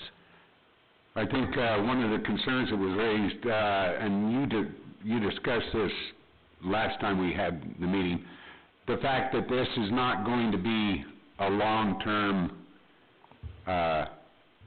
residence, that you're going to limit the amount of time And enforced. and enforce the limit, so that we don't get, as was brought up by the concerned citizen, about some of the problems that develop in areas of RV parks that turn into long-term. Yeah, it's really our intent to make sure that this isn't a mobile home park. Right. It's an RV park, and it's advantageous for us financially if we limit the length of stay. There are those that would like to stay a month and maybe potentially as many as 3 months. And we will consider, and obviously want to have continued discussion to see what your input is on that. Our intent would be to maybe limit it to a month stay. We may extend that to 3 with lots of restrictions. You can't put down skirting, you can't do any kind of permanent structure. If you're, we'll limit maybe to 20 to 30% of our RV pads to those that potentially are longer stay. If your RV is greater than 10 years old, we want to do an inspection and make sure it's okay, we feel comfortable that you even come in and stay. So if we go beyond the 1 month, we will establish criteria or restrictions to make sure that should we feel it's appropriate at any time, we'll ask that customer to leave. Very good, thank you. Yeah. And I think also the concern was You guys want to come up? Okay. It was the sewer and the water. As far as that cleave, is that going to be impacted, or is it going to be adjusting it a little bit? The water calculations that were provided on the preliminary map showed that it, from the water standpoint, it has a less impact than residential use on the ERUs that your engineers provided. Yes, significantly less. That many acres? It actually, it is 29 acres. Maybe previously somebody might have mentioned 60, but it is 29 acres. And is that the total acres? Total acres. 29. That includes roads, open space, and so forth. Clarification. Is that just your property? Because the annexation is a little bit bigger. It is. The 29 is just our property. It doesn't include the other property owners. Yeah, good point. That's where I think it gets up around 38 or something like that. Yeah. That's a good point. That's probably the key clarification there. And on that map, you own that part where the road would be put into, right? We do. Okay, we that's do part of your... It is. Okay, I just wanted to make... And we'll do the road development, and over time, if it's appropriate and that fits into the master plan of the city, then we would likely gift that over and allow that to be a part of the city as well. But to begin with, we'll incur the expense to get that road built and to city code, city specs. And then that area wouldn't need a pumping station, it's all downhill right there? Yes. Actually, main sewer line runs across the west of their property, which runs right over. It's on the west end and it's downhill, so it's really in a good situation there with sewer. The main line's right down there. We do also have our own water shares that we'll be bringing to the project, so that's not going to be any kind of an impact upon the city as well. That's one thing I was going to ask you. What are the dates on the water shares? 1919. Okay. 1919? Yeah, they're good. Yeah, really they're good.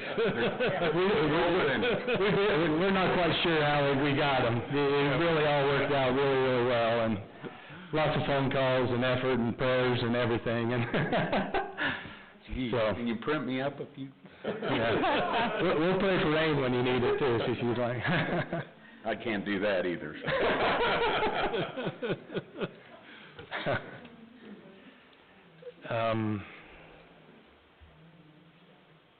So this might be a weird question, but somebody, I don't know, you guys could probably explain it to me.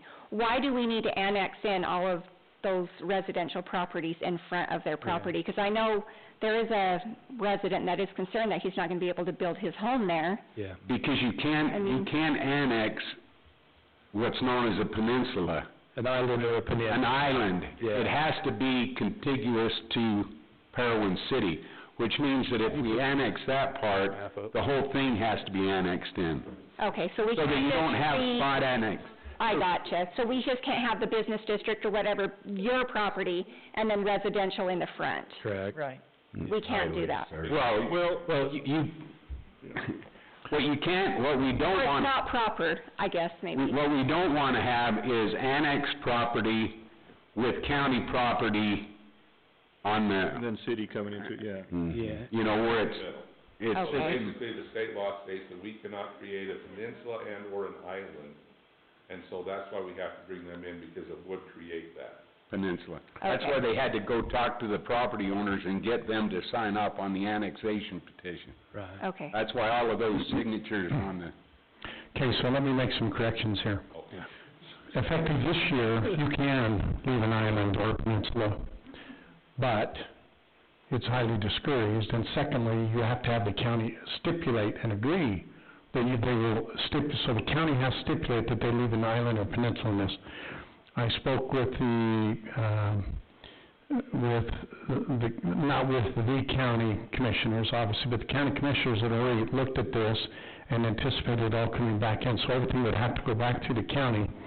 But after talking with the building administrator, because of the nature of this one, he didn't feel like the county would approve and permit an island under this situation. So, it probably would not get approved with an island, so. When you say it's now legal, but they discourage it because of the problems that create. Exactly. Yeah. It's like... Yeah. They both have to sign off on it. They both have to The county and the city. Yeah. It used to be you couldn't do it at all. That's correct. So the county couldn't tell us that you're gonna have an island. We would have to sign off on that as well. And the county would as well. Right, so it has to be unanimous, okay. So, And talking to the administrator, I did look into the administrator to see if that would, and basically, he does not speak for the county commission, but in reviewing it and what the intents of the county commission have been over the past history of doing this, they would probably not grant that island. okay, right. And that brings up another thing. I think we are the last piece in this annexation, basically. We already had, the county? Well, we first started with the city, and the states changed the law, so then we had to stop and start again with the county, but we've gone through the county process. We had their recommendation to move forward with annexation in the city, and then we started again with the city. So it's been a long process.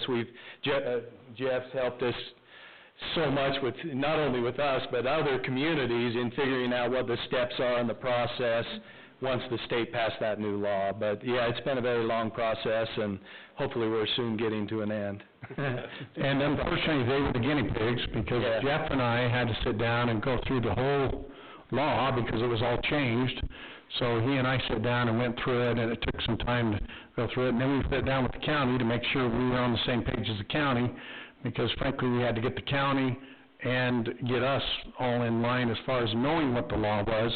There was some questions, there was some research that had to be done, some questions calls the state of Utah about what is a rural area property and how that was defined and how that comes in, and frankly, there's some question whether this protest was even acceptable, because it's not defined as a rural property.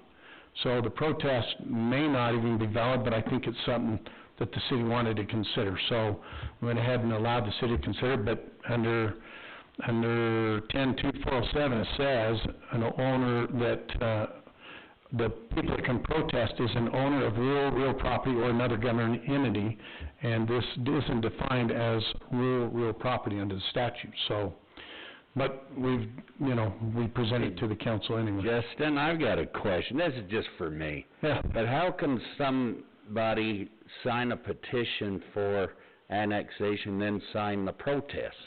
There's actually a statute that says, in the statute says you can sign, and later you can change your position and file a protest. Oh, okay. Okay. Well, and even when I was looking it up, even with this protest, I couldn't even see the second person who signed it that was actually protesting even owned property right there. Yeah, it's a His name is not, but I didn't see that his name was on the property at all. But in the letter, though, he's stating that it's his and his father's property. So I was just confused with that, as far It's as... under trust, isn't it? well, he had the property, he signed the annexation petition, and then gave the Property to his property son. to his son. Son, Yeah. but not legally. Like, it's not recorded, at least. Oh, Yeah. yeah, I think it That is. is. Maybe it is now? Yeah, on the county. I'm Jeff Chestnut, I'm like a tiny minority owner and also legal counsel, and that's why I'm here. And the mayor. I was like, who are you? And the mayor, do That's a you? whole other thing, and, you know, I sat quietly because I spent a lot of time kind of spit polishing these guys, because in this kind of an instance, being the mayor, I know what you on that side of the bench are looking for, and hearing from the lawyers is not necessarily what you want to hear from. Yeah, I always want to hear from the people wanting to come and do the thing, right? Mhm. Right. And so, that is a really important point, and my discussions with council and with Steve and with the mayor have been that you guys want to be transparent in the process, and that even though legally that the protest probably doesn't qualify as a legitimate protest, they wanted to be able to show we want to be good neighbors. We want to be able to show that we want to address legitimate concerns. Right. And I think the protest really kind of stems from some difficulties. If you see on the map there, what's really interesting is that big heavy line, that's the current that's on the right side there. That's, if I'm correct me if I'm wrong, Cleve, but I believe that is the current boundary for the city. Yes, it is. And it already dissects all those properties. Mhm. Yeah, So the front part of all those properties is in Parowan City, and the back part was in the county. And so, in order to bring this property in, you gotta kind of merge it all together, right? That's weird anyway, how it's even divided like that. And so the other really weird part is, the front part of those properties is already zoned in the commercial way. Mhm. Commercial highway. That's the highway. Highway Highway services. services. Yeah. And so that means that the back part of these people's property is zoned, some of them is residence. Mhm. And so that's where the blend and Gotcha. what the proposal really does as well is kind of cleans up the mess. Mhm. And ultimately, they don't have any objections if there's a solution, and we've talked one over today, if there's a solution that allows him to get a house going, they don't have any objection to that if that alleviates the concerns of the council. So there's been some discussion, there's been a proposal put to him, and my understanding is he's agreeable to it potentially. Potentially. And so, unfortunately, we were hoping you were gonna vote tonight, but I also like to have my council informed, so it's a good thing, it's good and bad. They've been waiting almost a year. Yeah. Yeah. And at this point, the project is $800,000 more than it was a year ago, because we waited and tried to be very kind and polite. Yeah. So we'd really like to be able to, as expeditiously as possible, addressing all your concerns, get this pushed forward. They want, I mean, they're from Parowan, they wanna be here, they love it, they wanna make it good, and I think if we get 2 weeks and we can get that final agreement nailed down, then that'll address the protest. So that's the reason it was moved from the action to the work, is Correct. the negotiations for this. But to make sure that that protest or everybody's concerns were heard before any action was taken. Okay. And so that was the big, and so we're hopeful to put everything to bed in the next 2 weeks, even though technically it's not something you really as a council would have to listen to, but I always encourage my council to listen to that stuff anyway, just because it makes for good decisions. So, you can always go with the legal route and then have the lawyers pushing forward, We're not or voting. you can say, well, what's the good Just kidding. representing your citizenry? So, that's kind of. Or a combination of both. Yeah, you kind of blend them both, right? So, but when we talked about what to do tonight, my advice to them was, tell them how much you love Parowan. Because that's why they all, We look I mean, at they live here, Seth's trying to get a house here. I mean, He's working on it. I'm already tied somewhere else, but I love Parowan. I talked to my wife, I'm like, you know, when I'm done with being a mayor, do you wanna go to Parowan? I mean, we come up for the fair, we come up for the parade, I always sit across from the burger place, and my little when we started going, when we were there at 5, my little boys run across, we get fries afterwards. Look, they don't wanna impact, they love what it is, and they wanna bring one more thing that makes Parowan great. And we appreciate that. I mean, we feel like there'd be tremendous benefit to Parowan. I was just concerned about, you know, about that petition and his concerns that he has, because I don't want to if I was in that position, I would want to be heard and have that taken into consideration. Well, and the Exactly. difficulty is, and what we're trying to help encourage is, there's been talk about a house on that property for a long time. Right. And the community's kind of evolved around him. And so we're saying, hey, we don't want to discount, I'm a big property rights guy. You come to my council, you're gonna get put in your place if you want to tell your neighbor how to do stuff. Because we buy our land for a reason. But yet, if he's gonna do it, he needs to do it. That's what we're hoping to push for, and Yeah. an agreement that we can encourage that in the next 14 days. Right. Yeah, 'cause I know we can't make everybody happy, but I know that I Really? want to have all of my ducks You in a found row. out already? Well, you guys are You know, and I just, Santa Claus all winter, so we're trying to make everybody happy. and I know it's been a long road for you guys, and you guys wanted us to vote on it tonight. I just kind of felt like we needed to talk this out. At least I did. Is there any other, I'll sit back down, like I said, they're the shiny pennies I wanted to have everybody see, so. Thank you, we appreciate that. So I've kind of been notified that Daniel Page would like to come to the microphone. Well, I was just gonna ask if he was even here to Yeah, there was a say lot of anything. 'Cause- discussion about me, and I'm here, so I just wanted to give the information that I have. It wasn't, just to confirm as to things, we were actually deciding to build on that property about 2 years ago. It wasn't for an extensive amount of time. So we had put in the effort and the things of that nature, and that's why I brought up the protest, those circumstances. I am appreciative of the Evil Water Group and their willingness to work with me. I do intend to establish a building within the 30 days, and I am seeking to do that, and I hope that that would be sufficient within the agreement, that, Is this a home? You say building. build a home, yeah, getting a home, home permit, okay. yeah, building a home permit. And which I believe would just work really well with also their business and how they're doing it, and just kind of fill out that area. If there's our homes around that area, and I do believe that it would be good for this city also. But I do appreciate them, and I believe if the committee's okay with, the agreement that we've established with the annexation, we intend to get that building permit established as soon as possible. Do we need to wait until this is all signed and done Well, because before of we the approve? agenda, it's been moved off the action, so we can't vote on it until it's... All right, Jim, I've been corrected. I know my... David, as sharp as you are, Stay in your place. Rules of order. Okay. Any other questions or comments? Okay. If it's allowed, it's a work meeting. Just a quick question, you mentioned that the residents would be able to use the amenities, obviously not free, but what's your plans on what the residents can do?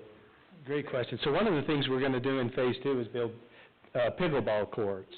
No. Yeah, and, you know, actually, funny enough, Molly and I brainstormed, I think what we'll do is do a Come on, local Tim. league. So maybe Thursday nights, we have a local league that gets the courts. We'll host tournaments, and so we'll encourage the community to come and participate in those tournaments. That's an example. We'll eventually build a pool, maybe if, you know, there's some way of allowing access to the pool as well. Those are the types of things. I mean, there's liability issues, there's things we have to think through, but, again, this is kind of something we want the community to appreciate, to enjoy, and be a part of.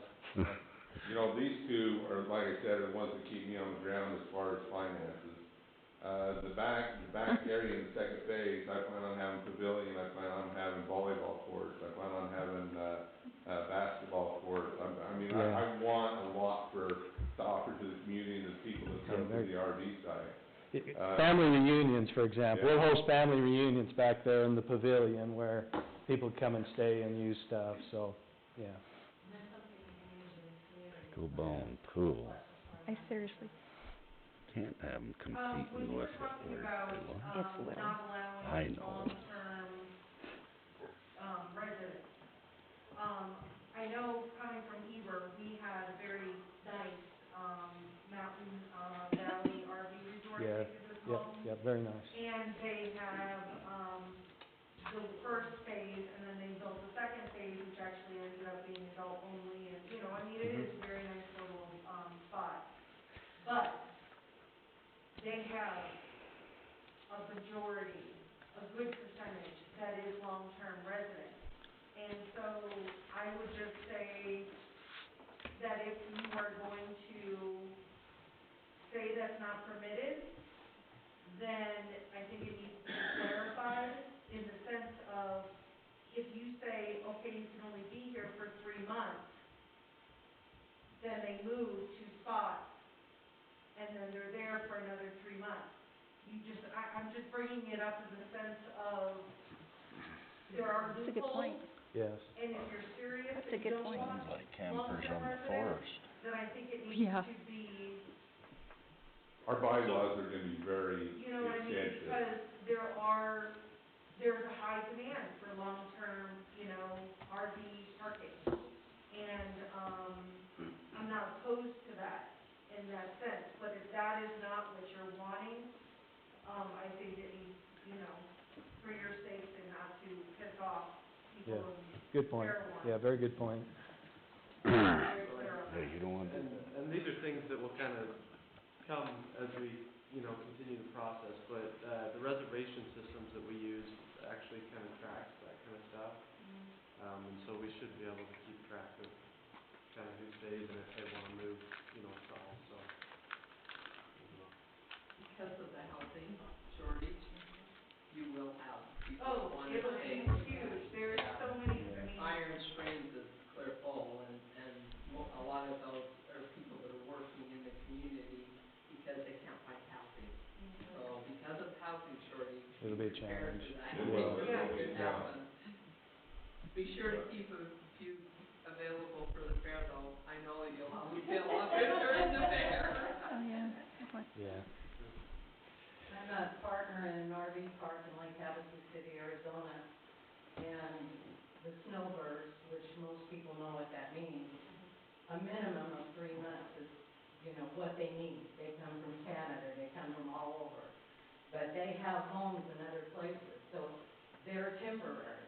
They're not long-term, so you've got a lot of options. Yeah. They're out there. Thank you. Since I'm living closer to it south, one thing you notice a lot of times is that you have people who go to Bryan Head. And I was reading some stats the other day that, according to the feds, 2019, Bryan had the highest crime rate in Utah per 1,000 people, which shocked me. I don't know if that's because of whatever, but we have problems with people coming from Parowan and running down 200, down Main Street, back on the freeway. We had RVs busted into, stolen, we had ATVs taken. And the thing that concerns me is I see a lot of young kids, young people on off-road vehicles that aren't licensed for the road, they aren't wearing helmets, they aren't tagged for the area, and they go up and down 200. And sometimes it's close calls, just because somebody's visiting, or they brought an ATV, put the kid's ATV, let them go. If you're gonna have that, clientele, I would really suggest that you work with the city in terms of mapping out ATV routes and guidance for that. Because, there's been a couple of close calls that I have observed, you could have lost somebody. So, That's not their job. That is our job. Yeah. that kind of thing worries me, especially if they come out onto 200. Yeah, that's a very good point. The demographic that we're actually marketing to is 45 to 65. So, most of the people that come and stay at our RV park are there because they have an RV or a camper, a trailer, and not necessarily to come and do the trails, although if they do, they'll We also get, we've had a lot of our, state permits for hunting for the out-of-state people. Yeah. And they come in and they'll park here and take their ATVs Yeah. and go off. So, Yeah. I'm trying to figure out, like, a lot of the local people talk about what the impact is of tourism. And I've lived in tourist towns and left tourist towns because of it. Because you do lose that control over the security, over law enforcement, and, I just worry about that. I'm a little worried about it. Yeah. But when it comes to safety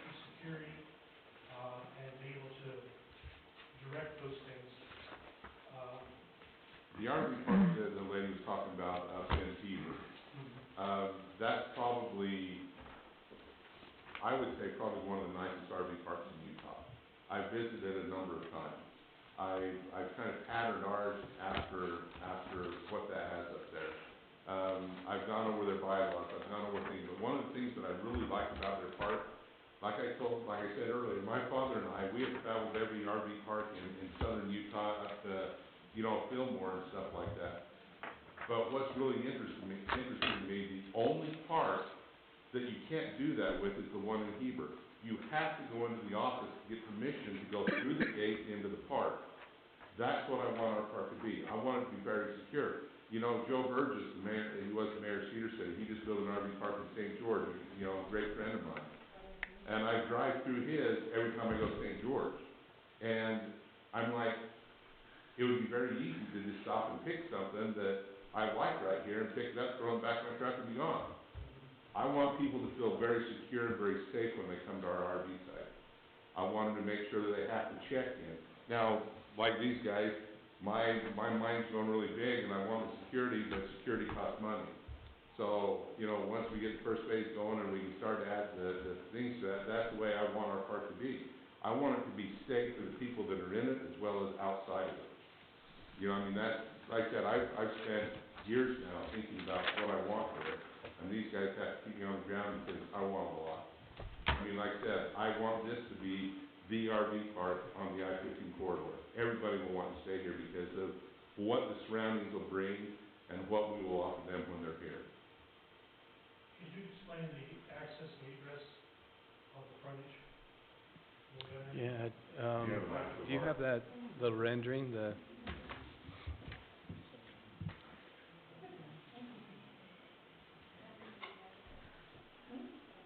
You probably pointed out. Hey. And then how many pads you discussed? Yes, that was gonna be my question, how many? You can go ahead, do you want it? That's not really what we do, Val. We're talking that. Okay, how do we turn this on? Just push this. Oh, that one there. Okay, so right here is 200 North, or south. north, 200 south, sorry. This is Holyoke Lane. So right here is Gary Robinson's house, and this is a 50-foot or 60-foot access road that we're bringing in that will go the whole length of our property. But here will be where you pull into the check-in. The office space will sit right here. Everybody will pull in, and then you'll pull down into your RV sites here. I didn't want to have any husbands yelling at their wives or anything like that, so I have straight pull-through. We don't have any back-in slots. Everything's pull-through. Bless your heart. So we won't have any arguments as far as being able to park. When they pull out, they'll just pull out, pull down this road, and this will be where they come out and down back to 200 south. So. Why don't you delineate where phase one is, to just show what that. Okay, so phase one will be this basically area right here. We're going to be putting in the sites. It'll be 68 sites. Here and here, there's going to be, we're going to put 6 teepees here, so we'll have a total of 12 teepees. We would really like to put these up in the first phase, but like we've mentioned, the cost has gone up quite significantly in the last year. We just found out today that a 3-inch PVC pipe, instead of it being $3.75, went over $10. Oh, my God. So, we've got to figure out what we do, but we'd like to put 6 teepees here. Here's where the pickleballs will sit, but that'll be second phase. We have the pavilion back here, we have the courts, then we have cabins over here, but our pool will sit right here. But as far as the first phase, it'll be basically this area right here. Without the pool, without the pickleball courts, we'll have to bring all that in the second phase once we get it up and going. The office space will have a laundromat as well as showers for the people that are on site. What's the full amount? 28 acres is this area right here. I mean, like there's 68 in the first phase? And 102 in the second phase. That's what it's capable of. We may, pare that back as we better understand and start it and get phase one established. It may make sense not to do that many, so that's what the capacity is, though. And will it be completely fenced? Do you have a fence around it? Ultimately, it will be fenced, yes. Ultimately? Ultimately, it will be. There are fences there that differentiate the properties. There's a small hedge that's between, our property and those that are being annexed in, but we realize, in fact, part of the annexation agreement is that we do something with the fencing, so that will be one of our requirements. It's either annexation agreement or it's the county code, I forget which it is. The county code, One way or or the the other, city we'll code. have to do fencing. I'm thinking those fences that are there now probably don't meet your They don't meet criteria. And I'm sure you're gonna call that out on us when we come and talk to you again. What's your plan for, illumination? Lighting? Yeah, so we're having an electrical engineer do that, but again, we are required to have lighting on, I mean, he's going to do that to state code based on a commercial project, so we will be to code standard. Will we be able to see the stars? Yes, 'cause we'll shine down.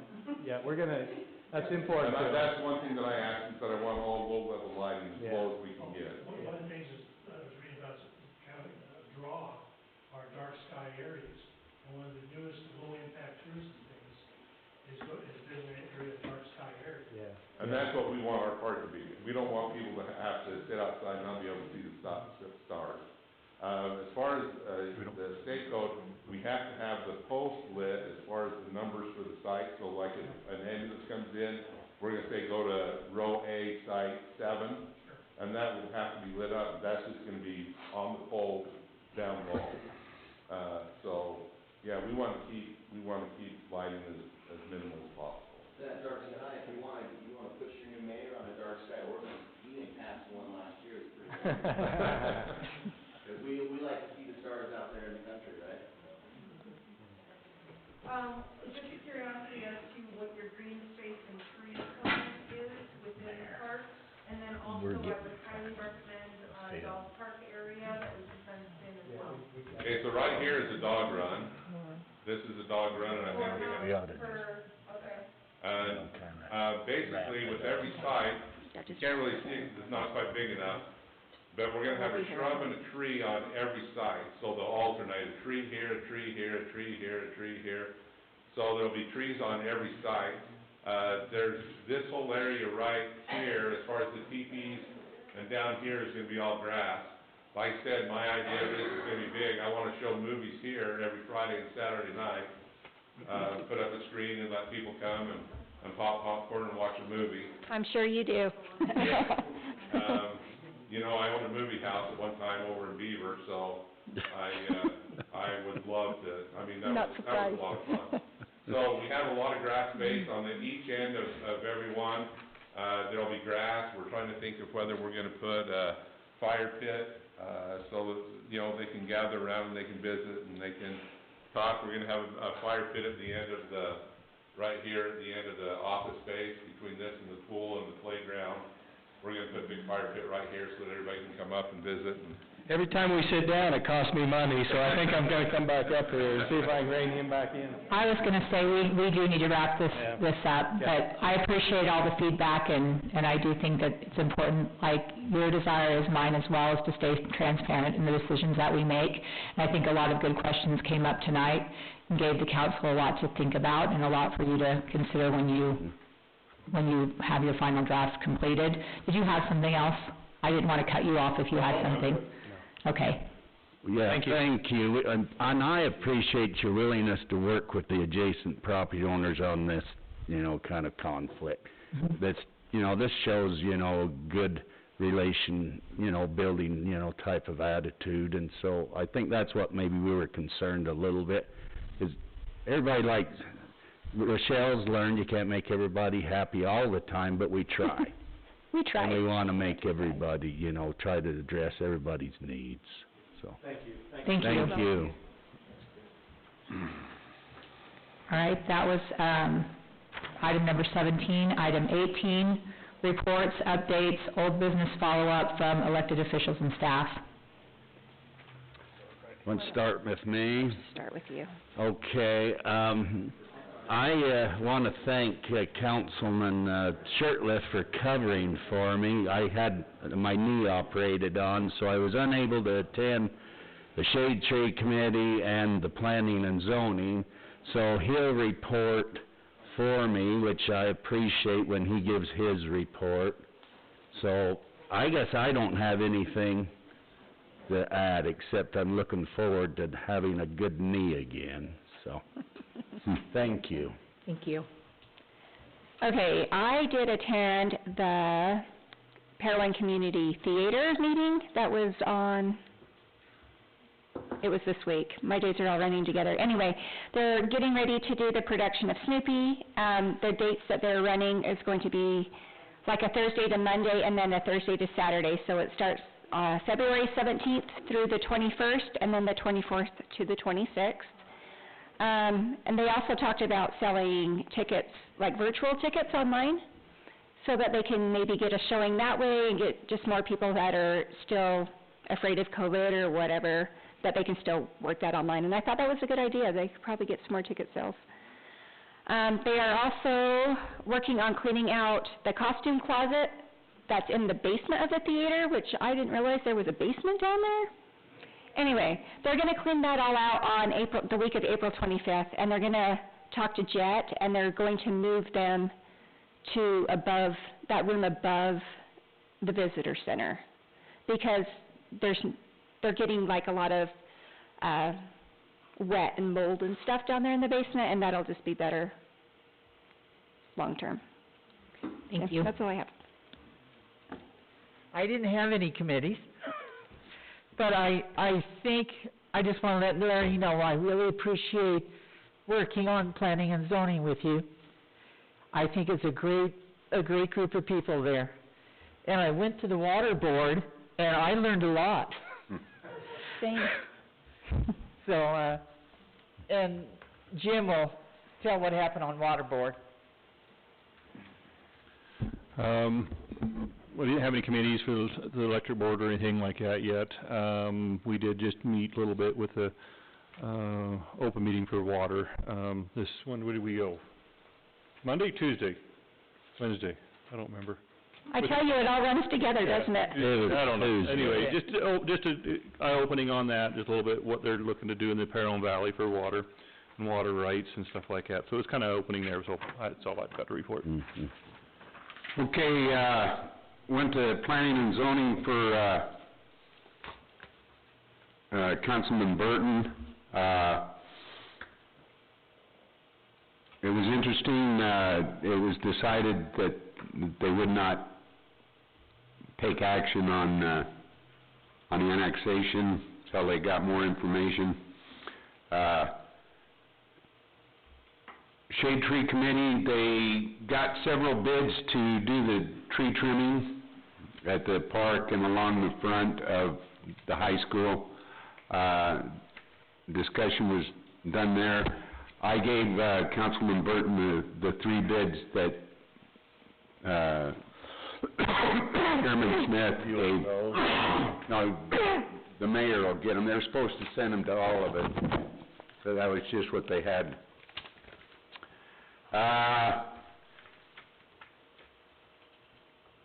Let's see. That's the only two meetings I went to. None of my committees met. We have a historical preservation meeting on Monday, but that's all I have. Okay, thank you. I think we have something from Callie. Do we still have something from the staff? Okay, I thought there was something that you'd mentioned.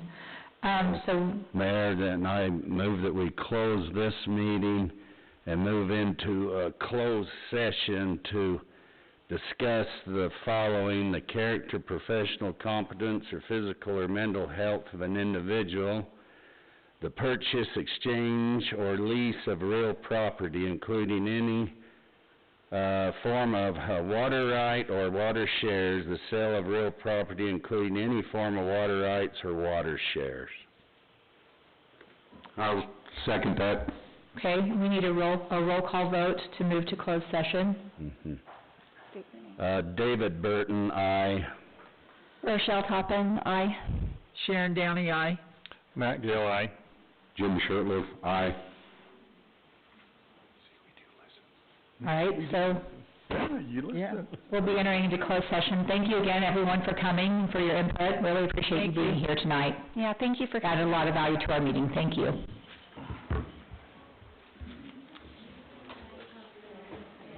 Point of personal privilege.